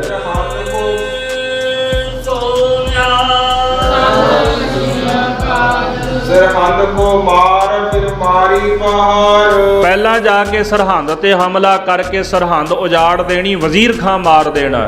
ਜਿਨ੍ਹਾਂ ਜਲਾਦਾਂ ਨੇ ਸਾਹਿਬਜ਼ਾਦਿਆਂ ਨੂੰ ਸਜ਼ਾ ਦਿੱਤੀ, ਛੋਟੇ ਸਾਹਿਬਜ਼ਾਦਿਆਂ ਨੂੰ ਸ਼ਹੀਦ ਕੀਤਾ, ਉਹਨਾਂ ਨੂੰ ਮਾਰ ਕੇ ਤੇ ਜਿਹੜੇ ਪਰਬਤੀ ਪਹਾੜੀ ਨੇ ਫਿਰ ਉਹਨਾਂ ਦਾ ਨਾਸ਼ ਕਰ ਦੇਣਾ ਹੈ। ਸਤਿਗੁਰ ਸੌਂਪੀ ਤਿਸ ਯਹ ਕਾਰ। ਸਤਿਗੁਰੂ ਕਹਿਣ ਲੱਗੇ, ਅਸੀਂ ਤੈਨੂੰ ਇਹ ਜਿਹੜੀ ਕਾਰ, ਇਹ ਸੇਵਾ ਸੌਂਪ ਦਿੱਤੀ, ਇਸ ਸੇਵਾ ਨੂੰ ਤੁਸੀਂ ਕਮਾਉਣਾ ਹੈ। ਤਨ ਰੱਖ ਅਸਿੱਖ ਸੰਘਰਿਓ। ਸਿੱਖਾਂ ਨੂੰ ਰੱਖ ਲੈਣਾ ਹੈ। ਜਿਹੜਾ ਤੁਹਾਡੀ ਸ਼ਰਨ ਆਵੇ, ਪੰਥ ਦੀ ਸ਼ਰਨ ਆਵੇ, ਜਿਹੜਾ ਪੰਥ ਦੀ ਈਨ ਮੰਨ ਲਏ, ਉਹਨੂੰ ਰੱਖ ਲੈਣਾ, ਉਹਦੇ ਤੇ ਦਇਆ ਕਰਨੀ ਹੈ। ਤੇ ਜਿਹੜਾ ਪੰਥ ਦੋਖੀ ਹੋਵੇ, ਮਜ਼ਲੂਮਾਂ ਤੇ ਅਤਿਆਚਾਰ ਕਰਦਾ ਹੋਵੇ, ਉਹਨਾਂ ਦਾ ਨਾਸ਼ ਕਰ ਦੇਣਾ ਹੈ। ਦਾਸ ਹੋਏ ਤਾਂ ਉਸੇ ਉਭਰਿਓ। ਜਿਹੜਾ ਦਾਸ ਬਣ ਜਾਏ ਪੰਥ ਦਾ, ਉਹਨੂੰ ਰੱਖ ਲੈਣਾ, ਬਚਾ ਲੈਣਾ ਹੈ। ਦਿੱਲੀਓ ਨਗ ਕਰ ਦੰਗਾ ਮਚਾਵੋ। ਜਦੋਂ ਦਿੱਲੀ ਪਹੁੰਚੋਗੇ ਨਾ ਤੇ ਦਿੱਲੀ ਤੋਂ ਹੀ ਦੰਗਾ ਮਚਾਉਣਾ ਸ਼ੁਰੂ ਕਰ ਦੇਣਾ ਹੈ। ਰਾਮ ਪਰਬਤ ਸਭ ਧੂੜ ਮਿਲਾਵੋ। ਪੰਜਾਬ ਤੇ ਪਰਬਤੀ ਜਿੰਨਾ ਇਲਾਕਾ, ਉੱਥੇ ਵਸਣ ਵਾਲੇ ਰਾਜੇ ਮਹਾਰਾਜੇ, ਨਵਾਬ, ਸੂਬੇਦਾਰ ਸਭ ਧੂੜ ਦੇ ਵਿੱਚ ਮਿਲਾ ਦੇਣੇ, ਇਹਨਾਂ ਦਾ ਰਾਜ ਭਾਗ ਨਸ਼ਟ ਕਰ ਦੇਣਾ ਹੈ। ਦੋਹਰਾ ਮਿਰਚਨ ਕੇ ਸਿਰ ਜੋ ਲਗੈ ਕਹਿ ਬੰਦੋ ਉਸ ਜਗ। ਇੱਕ ਵੇਲ ਹੁੰਦੀ ਹੈ ਜਿਹੜੀ ਦਰਖਤ ਤੇ ਜਨਮ ਲੈਂਦੀ ਹੈ, ਧਰਤੀ ਤੇ ਨਹੀਂ, ਉਹ ਦਰਖਤ ਤੇ ਉਗਦੀ ਹੈ। ਜਦੋਂ ਦਰਖਤ ਤੇ ਉਗਦੀ ਹੈ ਤੇ ਹੌਲੀ ਹੌਲੀ ਹੌਲੀ ਇੰਨੀ ਕੁ ਫੈਲ ਜਾਂਦੀ ਹੈ ਕਿ ਉਹ ਦਰਖਤ ਤੇ ਕਾਬੂ ਪਾ ਲੈਂਦੀ ਹੈ। ਤੇ ਜਦੋਂ ਦਰਖਤ ਤੇ ਕਾਬੂ ਪਾ ਲੈਂਦੀ, ਇੰਨੀ ਫੈਲ ਜਾਂਦੀ, ਦਰਖਤ ਸੁੱਕ ਜਾਂਦਾ ਹੈ। ਉਹਨੂੰ ਕਹਿੰਦੇ ਨੇ ਬੰਦਾ। ਸ਼ਬਦ ਆਇਆ ਬੰਦੋ ਨੂੰ, ਵੇਲ ਦਾ ਨਾਂ ਲੋਕਾਂ ਨੇ ਦਿੱਤਾ ਹੈ। ਮਹਾਰਾਜ ਸਤਿਗੁਰ ਜੀ ਕਹਿਣ ਲੱਗੇ ਨੇ ਕਿ ਜੈਸੇ ਇੱਕ ਦਰਖਤ ਤੇ ਇਹ ਬੰਦੋ ਨਾਮ ਦੀ ਵੇਲ ਕਹਿੰਦੇ ਪ੍ਰਗਟ ਹੁੰਦੀ ਹੈ ਤੇ ਉਸੇ ਦਰਖਤ ਤੇ ਜਨਮ ਲੈ ਕੇ ਉਹਨੂੰ ਸਕਾ ਦਿੰਦੀ ਹੈ। ਅਮਰੋ ਬੰਦੋ ਤੂੰ ਬਨਸੋ ਤੂੰ ਜਾਏ ਪਤਸ਼ਾਹੀ ਲਗ। ਮਹਾਰਾਜ ਕਹਿੰਦੇ ਹੁਣ ਉਹ ਬੰਦੋ, ਉਹ ਵੇਲ, ਅੱਜ ਤੂੰ ਸਾਡੀ ਵੇਲ ਬਣ ਜਾ ਤੇ ਹਿੰਦੁਸਤਾਨ ਦੀ ਜਿਹੜੀ ਪਾਤਸ਼ਾਹੀ ਹੈ ਨਾ, ਇਹਨੂੰ ਜਾ ਕੇ ਲੱਗ ਜਾ, ਉਹਨਾਂ ਦੇ ਸਿਰ ਤੇ ਜਾ ਕੇ ਉੱਗ ਕੇ ਨਾ ਤੇ ਉਹਨਾਂ ਦਾ ਰਾਜ ਭਾਗ, ਉਹਨਾਂ ਦੀ ਪਾਤਸ਼ਾਹੀ ਗਾਲ ਦੇ ਖਤਮ ਕਰ ਦੇ। ਸਤਿਗੁਰ ਆਖੀ ਜੋ ਬੰਦੈ ਸੋ ਉਨ ਕਰੇ ਮਨਜ਼ੂਰ। ਸਤਿਗੁਰੂ ਕਲਗੀਧਰ ਜੀ ਨੇ ਬੰਦਾ ਸਿੰਘ ਨੂੰ ਦੋ ਉਪਦੇਸ਼ ਬਖਸ਼ਿਆ, ਜੋ ਹੁਕਮ ਦਿੱਤਾ ਉਹਨਾਂ ਨੇ ਦੋਹੇ ਹੱਥ ਜੋੜ ਕੇ ਹਜ਼ੂਰ ਦੀ ਆਗਿਆ ਨੂੰ ਮੰਨ ਲਿਆ ਹੈ। ਪ੍ਰਗਟ ਹੋਏ ਜਗਤ ਗਨ ਕੀਓ ਬੰਦਾ ਭਰਪੂਰ। ਸਾਰੇ ਸੰਸਾਰ ਵਿੱਚ, ਜਗਤ ਵਿੱਚ ਇਹ ਗੱਲ ਪ੍ਰਗਟ ਹੋ ਗਈ। ਕਲਗੀਧਰ ਜੀ ਨੇ ਬੰਦੇ ਸਿੰਘ ਨੂੰ ਭਰਪੂਰ ਕਰ ਦਿੱਤਾ, ਨਿਹਾਲ ਕਰ ਦਿੱਤਾ, ਬਖਸ਼ਿਸ਼ਾਂ ਕਰ ਦਿੱਤੀਆਂ ਉਹਦੇ ਉੱਪਰ। ਬੰਦੇ ਗੁਰ ਖੰਡਾ ਦਿਓ ਲਿਓ ਉਹਨੇ ਗਲ ਪਾਏ। ਸਤਿਗੁਰਾਂ ਨੇ ਆਪਣੇ ਕਮਰ ਕੱਸੇ ਦਾ ਜਿਹੜਾ ਖੰਡਾ ਸੀ, ਉਹ ਬਾਬਾ ਬੰਦਾ ਸਿੰਘ ਬਹਾਦਰ ਨੂੰ ਬਖਸ਼ ਦਿੱਤਾ। ਉਹਨਾਂ ਨੇ ਉਹ ਖੰਡਾ ਲੈ ਕੇ ਆਪਣੇ ਗਲ ਵਿੱਚ ਪਾ ਲਿਆ ਹੈ। ਆਸੋ ਦੇਖਸੋ ਵਿਟਰਿਓ ਦਿਨ ਖੰਡੋ ਲਿਓ ਚਨਾਏ। ਤੇ ਜਦੋਂ ਖਾਲਸੇ ਨੇ ਵੇਖਿਆ ਨਾ, ਬਾਬਾ ਵਿਨੋਦ ਸਿੰਘ ਜੀ, ਬਾਬਾ ਵਿਨੋਦ ਸਿੰਘ ਤ੍ਰੇਣ ਕੁਲ ਵਿੱਚੋਂ, ਗੁਰੂ ਅੰਗਦ ਦੇ ਮਹਾਰਾਜ ਦੀ ਕੁਲ ਵਿੱਚੋਂ ਸਨ। ਉਹਨਾਂ ਨੇ ਵੇਖਿਆ ਜਦੋਂ, ਤੇ ਭਾਈ ਸਾਹਿਬ ਨੇ ਸ਼ਬਦ ਵਰਤਿਆ, ਖਾਲਸੇ ਦੇਖ ਸੋ ਵਿਟਰਿਓ। ਖਾਲਸਾ ਵਿਟਰ ਗਿਆ ਵੇਖ ਕੇ ਵੀ ਸੇਵਾ ਅਸੀਂ ਕਰੀਏ ਮਹਾਰਾਜ ਦੀ, ਜੰਗ ਅਸੀਂ ਲੜੀਏ, ਖੰਡਾ ਇਹ ਲੈ ਗਿਆ ਵੀ ਅੱਜ ਆਇਆ ਇਹਨੇ ਮਹਾਰਾਜ ਦੇ ਕਮਰ ਕਸੇ ਦਾ ਖੰਡਾ ਲੈ ਲਿਆ। ਇਹ ਥੋੜਾ ਹੁੰਦਾ ਵੀ ਅਸੀਂ ਸੀਸ ਦਿੰਦੇ ਫਿਰਦੇ ਆ ਤੇ ਮਹਾਰਾਜ ਖੰਡਾ ਇਹਨੂੰ ਦਿੰਦੇ ਨੇ। ਤੇ ਜਦੋਂ ਕਿਤੇ ਪਰਾਂ ਹੋਇਆ ਨਾ ਬੰਦਾ ਸਿੰਘ ਬਹਾਦਰ ਤੇ ਬਾਬਾ ਵਿਨੋਦ ਸਿੰਘ ਹਰਾਂ ਨੇ ਜਾ ਕੇ ਨਾ ਖੰਡਾ ਗਲ ਚੋਂ ਲਾ ਲਿਆ। ਬੈਰਾਗੀਆ ਤੂੰ ਇਸ ਖੰਡੇ ਦਾ ਹਲੇ ਹੱਕਦਾਰ ਨਹੀਂ। ਕਲਗੀਧਰ ਦਸ਼ਮੇਸ਼ ਪਿਤਾ ਦੇ ਪਾਸ ਜੋ ਕੁਝ ਵੀ ਹੈ ਉਹ ਸਭ ਖਾਲਸੇ ਦਾ ਹੈ, ਉਹਦੇ ਉੱਤੇ ਹੱਕ ਖਾਲਸੇ ਦਾ ਹੈ, ਇਸ ਕਰਕੇ ਤੂੰ ਇਹ ਖੰਡੇ ਦੇ ਲਾਇਕ ਨਹੀਂ। ਇਸ ਤਰ੍ਹਾਂ ਬਾਬਾ ਵਿਨੋਦ ਸਿੰਘ ਹਰੀ ਖਾਲਸੇ ਨੇ ਖੰਡਾ ਬੰਦਾ ਸਿੰਘ ਬਹਾਦਰ ਦੇ ਗਲ ਚੋਂ ਲਾ ਲਿਆ ਹੈ। ਬੰਦਾ ਸਿੰਘ ਬਹਾਦਰ ਮਹਾਰਾਜ ਦੇ ਚਰਨਾਂ ਵਿੱਚ ਆਇਆ ਤੇ ਫਰਿਆਦ ਕਰਦਾ ਹੱਥ ਜੋੜ ਕੇ, ਮਹਾਰਾਜ ਵੀ ਜਿਹੜਾ ਖੰਡਾ ਆਪ ਜੀ ਨੇ ਬਖਸ਼ਿਆ ਸੀ ਤੁਹਾਡੇ ਸਿੰਘਾਂ ਨੇ ਖੋਹ ਲਿਆ ਹੈ। ਸਤਿਗੁਰ ਹੱਸ ਹੱਸ ਚਿੱਤ ਵਿਚਰੇ, ਮਹਾਰਾਜ ਹੱਸਣ ਲੱਗ ਪਏ, ਖਿੜ ਖੜਾ ਕੇ ਹੱਸ ਰਹੇ ਨੇ ਤੇ ਚਿੱਤ ਦੇ ਵਿੱਚ ਵਿਚਾਰ ਕਰਦੇ ਹਨ। ਚੀਜ਼ ਆਪਣੀ ਇਨੈ ਸੰਭਾਲੀ, ਸਤਿਗੁਰੂ ਕਹਿਣ ਲੱਗੇ ਵੀ ਖਾਲਸੇ ਦੀ ਚੀਜ਼ ਸੀ, ਖਾਲਸੇ ਨੇ ਸੰਭਾਲ ਲਈ। ਖਾਲਸੇ ਦਾ ਸਾਡੇ ਉੱਪਰ ਹੱਕ ਹੈ ਤੇ ਸਾਡਾ ਖਾਲਸੇ ਉੱਪਰ ਹੱਕ ਹੈ, ਤੇ ਜੋ ਕੁਝ ਸਾਡਾ ਉਹ ਖਾਲਸੇ ਦਾ, ਜੋ ਖਾਲਸੇ ਦਾ ਉਹ ਸਾਡਾ ਹੈ। ਖਾਲਸੇ ਦੀ ਵਸਤੂ ਸੀ, ਖਾਲਸੇ ਨੇ ਲੈ ਲਈ ਹੈ। ਖਾਲਸੇ ਅਬ ਕਲ ਧਾਰੀ, ਹੁਣ ਸਾਡਾ ਖਾਲਸਾ ਨਾ ਸ਼ਕਤੀਸ਼ਾਲੀ ਹੋ ਗਿਆ, ਆਪਣੀ ਵਸਤੂ ਖੋਣ ਦੇ ਲਾਇਕ ਹੋ ਗਿਆ ਵੀ ਜਿਹੜੀ ਸਾਡੀ ਵਸਤੂ ਅਸੀਂ ਲੈ ਕੇ ਛੱਡਣੀ ਹੈ। ਖਾਲਸੇ ਵਿੱਚ ਇਹ ਸਮਰੱਥਾ, ਇਹ ਤਾਕਤ ਆ ਗਈ ਹੈ। ਹਾਲਾਂਕਿ ਅਸੀਂ ਸਿੱਖੀ ਦਾ ਕਤਲ ਖੁਦ ਕਰ ਰਹੇ ਹਾਂ ਅੱਜ ਦੇ ਸਮੇਂ ਵਿੱਚ। ਅਕਾਲ ਤਖਤ ਸਾਹਿਬ ਦੇ ਜਥੇਦਾਰ ਸਾਹਿਬ ਕਹਿੰਦੇ ਸੀ, ਬੜਾ ਸੋਹਣਾ ਬਚਨ ਆਖਿਆ ਉਹਨਾਂ, ਕਹਿੰਦੇ ਵੀ ਸਿੱਖੀ ਦਾ ਕਤਲ ਅਸੀਂ ਖੁਦ ਕਰ ਰਹੇ ਹਾਂ, ਅਸੀਂ ਕੀ ਜਵਾਬ ਦਿਆਂਗੇ ਮਹਾਰਾਜ ਨੂੰ ਜਾ ਕੇ। ਗੁਰੂ ਸਾਹਿਬ ਤਾਂ ਸਾਨੂੰ ਪਾਤਸ਼ਾਹੀ ਦੇ ਰਹੇ ਸਨ ਵੀ ਤੁਹਾਨੂੰ ਪਾਤਸ਼ਾਹ ਬਣਾਉਣਾ ਹੈ, ਪਰ ਅਸੀਂ ਸਿੱਖੀ ਦਾ ਕਤਲ ਕੀਤਾ ਤੇ ਗੁਰੂ ਸਾਹਿਬ ਨੇ ਕਹਿਣਾ ਵੀ ਤੁਹਾਡੇ ਰਾਜ ਦੇ ਅੰਦਰ ਤੁਹਾਡੇ ਸਿੱਖ ਹੋਣ ਦੇ ਬਾਵਜੂਦ ਸਿੱਖੀ ਦਾ ਕਤਲ ਤੁਸੀਂ ਖੁਦ ਕਰਦੇ ਰਹੇ, ਸਿੱਖੀ ਦਾ ਕਤਲ ਹੁੰਦਾ ਰਿਹਾ, ਤੁਸੀਂ ਕਿੱਥੇ ਬੈਠੇ ਸੀ? ਨੌਜਵਾਨ ਕੇਸ ਕਤਲ ਕਰਾ ਰਹੇ ਨੇ, ਨਸ਼ੇ ਕਰ ਰਹੇ ਨੇ, ਗਲਤ ਰਾਹੇ ਜਾ ਰਹੇ ਨੇ। ਅਸੀਂ ਗੁਰਬਾਣੀ ਛੱਡ ਕੇ ਗਾਇਕਾਂ ਦੇ ਪਿੱਛੇ ਦੌੜੇ ਫਿਰਦੇ ਹਾਂ, ਅਸੀਂ ਗੁਰਬਾਣੀ ਨੂੰ ਛੱਡ ਕੇ ਗਲਤ ਲੋਕਾਂ ਦੇ ਪਿੱਛੇ ਦੌੜੇ ਫਿਰਦੇ ਹਾਂ, ਪਖੰਡੀਆਂ ਪਿੱਛੇ ਦੌੜੇ ਫਿਰਦੇ ਹਾਂ।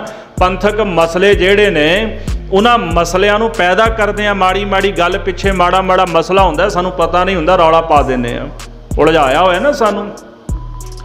ਹਰ ਇੱਕ ਸਿੱਖ ਆਪਣੀ ਨਵੀਂ ਵਿਉਂਤ ਲੈ ਕੇ ਪੈਦਾ ਹੋ ਜਾਂਦਾ ਹੈ ਵੀ ਮੇਰੀ ਤਾਂ ਨਵੀਂ ਗੱਲ ਹੈ ਜੀ, ਮੈਂ ਤਾਂ ਆਹ ਮੰਨਦਾ ਜੀ, ਕੋਈ ਮੰਨੇ ਨਾ ਮੰਨੇ, ਮੇਰੀ ਤਾਂ ਆਹ ਗੱਲ ਹੈ। ਅਸੀਂ ਨਵਾਂ ਰਾਹ ਚੁਣ ਲਿਆ, ਸਿੱਖੀ ਦਾ ਕਤਲ ਅਸੀਂ ਖੁਦ ਕਰ ਰਹੇ ਹਾਂ ਨਾ, ਤਾਂ ਕੀ ਜਵਾਬ ਦਿਆਂਗੇ ਮਹਾਰਾਜ ਕਲਗੀਧਰ ਜੀ ਨੂੰ ਜਿਨ੍ਹਾਂ ਨੇ ਸਾਨੂੰ ਪਾਤਸ਼ਾਹੀ ਬਖਸ਼ੀ ਹੈ। ਇਸ ਕਰਕੇ ਸਾਧ ਸੰਗਤ ਜੀ, ਮਹਾਰਾਜ ਕਲਗੀਧਰ ਕਹਿੰਦੇ ਵੀ ਮੇਰਾ ਖਾਲਸਾ ਸ਼ਕਤੀਸ਼ਾਲੀ ਹੋ ਗਿਆ ਤੇ ਆਪਣੀ ਵਸਤੂ ਨੂੰ ਲੈਣਾ ਜਾਣਦਾ ਹੈ। ਬੰਦੇ ਕੋ ਬਖਸ਼ੇ ਪੰਜ ਤੀਰ, ਸਤਿਗੁਰੂ ਕਲਗੀਧਰ ਜੀ ਨੇ ਬਾਬਾ ਬੰਦਾ ਸਿੰਘ ਬਹਾਦਰ ਨੂੰ ਆਪਣੇ ਪੱਥੇ ਵਿੱਚੋਂ 5 ਤੀਰ ਦਿੱਤੇ ਹਨ। ਕਹਿਓ ਸਤਿਗੁਰੂ ਇਹ 5 ਹੈ ਵੀਰ, ਸਤਿਗੁਰੂ ਕਹਿੰਦੇ ਬੰਦਾ ਸਿੰਘ ਬਹਾਦਰ ਇਹ 5 ਤੀਰ ਨਾ ਸਮਝੀ, ਜਿਹੜੇ 5 ਵੀਰ ਨੇ ਨਾ ਅਸੀਂ ਉਹ ਤੈਨੂੰ ਅੱਜ ਬਖਸ਼ਣ ਲੱਗੇ ਆ। ਇਹ 5 ਤੀਰ ਨਹੀਂ, ਇਹ 5 ਵੀਰ ਨੇ, ਇੱਕ ਅਗੰਮੀ ਸ਼ਕਤੀ ਹੈ ਜਿਹੜੀ ਤੈਨੂੰ ਬਖਸ਼ਿਸ਼ ਕਰਨ ਲੱਗੇ ਹਾਂ। ਜਿੱਤ ਵੱਲ ਤੋਏ ਆਏ, ਇਹ ਤੀਰ ਇਸ ਤਰ੍ਹਾਂ ਨਹੀਂ ਚਲਾਉਣੇ, ਜਦੋਂ ਤੈਨੂੰ ਬਹੁਤੀ ਲੋੜ ਹੋ ਜਾਏ ਨਾ, ਜਦੋਂ ਕਠਨ ਤੋਂ ਕਠਨ ਸਮਾਂ ਆ ਜਾਵੇ ਤੇ ਤੈਨੂੰ ਜਾਪੇ ਵੀ ਇਹ ਤੀਰ ਹੁਣ ਚਲਾਣੇ ਹਨ। ਮੈਂ ਤੇ ਇੱਕ ਦੇ ਚਲਾਏ, ਇਹਨਾਂ ਤੀਰਾਂ ਦੇ ਵਿੱਚੋਂ ਨਾ ਉਦੋਂ ਇੱਕ ਤੀਰ ਚਲਾ ਦੇਈਂ, ਫਿਰ ਤੇਰੀ ਮਦਦ ਹੋਵੇਗੀ। ਔੜ ਵਗੇ ਔੜ ਧੂੜ ਉਡਾਏ, ਇਹਨਾਂ ਤੀਰਾਂ ਦੇ ਚੱਲਣ ਦੇ ਨਾਲ ਪੌਣ ਚੱਲ ਪਏਗੀ, ਤੇਜ਼ ਹਵਾਵਾਂ ਚੱਲਣਗੀਆਂ, ਧੂੜ ਉੱਡ ਪਵੇਗੀ। ਦੁਸ਼ਮਨ ਦ੍ਰਿਸ਼ ਅੰਧ ਹੋਏ ਆਏ, ਜਿਹੜਾ ਦੁਸ਼ਮਣ ਅੰਨਾ ਹੋ ਜਾਏਗਾ ਉਹਨਾਂ ਨੂੰ ਦ੍ਰਿਸ਼ਟੀ ਕੁਝ ਨਹੀਂ ਆਵੇਗਾ। ਇਹ ਤੀਰਾਂ ਦਾ ਪ੍ਰਤਾਪ ਹੈ।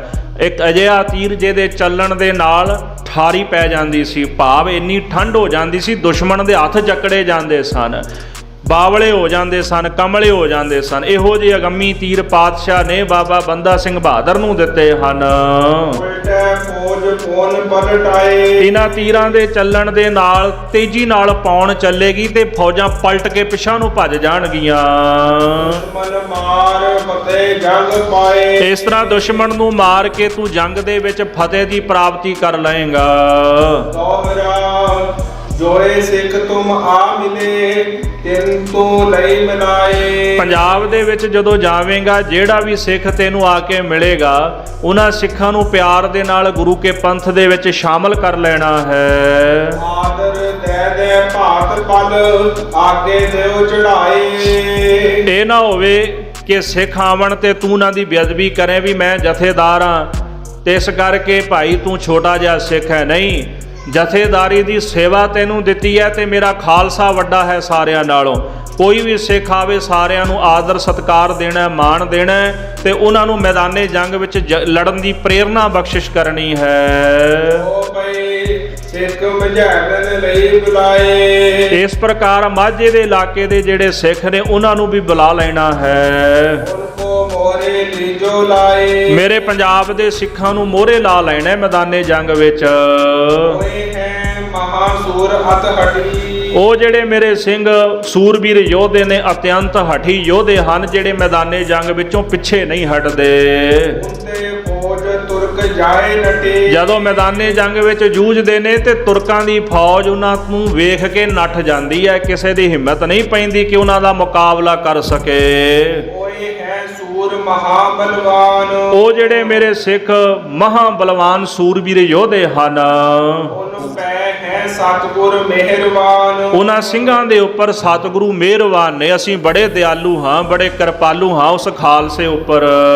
ਹੋਏ ਹੈ ਗੁਰ ਨਿਜ ਪ੍ਰਣ ਕੇ ਪੂਰੇ। ਉਹ ਜਿਹੜੇ ਮੇਰੇ ਸਿੱਖ ਭਾਈ ਜੋ ਗੁਰੂ ਬਚਨ ਕਹਿ ਦਏ ਨਾ ਤੇ ਉਸ ਬਚਨ ਨੂੰ ਕਮਾਉਣ ਦਾ ਪ੍ਰਣ ਹਿਰਦੇ ਵਿੱਚ ਧਾਰਨ ਕਰ ਲੈਂਦੇ ਨੇ, ਪ੍ਰਣ ਦੇ ਪੂਰੇ ਸਿੱਖ ਹਨ। ਹੋਏ ਸੂਰਨ ਮੈਂ ਹੈ ਅਤ ਸੂਰੇ। ਉਹ ਜਿਹੜੇ ਮੇਰੇ ਸਿੱਖ ਸੂਰਮਿਆਂ ਵਿੱਚੋਂ ਸ਼੍ਰੋਮਣੀ ਸੂਰਮੇ ਹਨ, ਬਲਵਾਨ ਤਾਕਤਵਾਰ ਹਨ, ਜਿਨ੍ਹਾਂ ਦੇ ਸਮ ਸੰਸਾਰ ਵਿੱਚ ਹੋਰ ਕੋਈ ਯੋਧਾ ਨਹੀਂ ਹੈ। ਹੋਏ ਨਿਜ ਆਪਣੇ ਗੁਰ ਕੇ ਭਗਤ। ਉਹ ਜਿਹੜੇ ਮੇਰੇ ਸਿੰਘ ਆਪਣੇ ਗੁਰੂ ਦੇ ਭਗਤ, ਗੁਰੂ ਦੇ ਪ੍ਰੇਮੀ ਹਨ।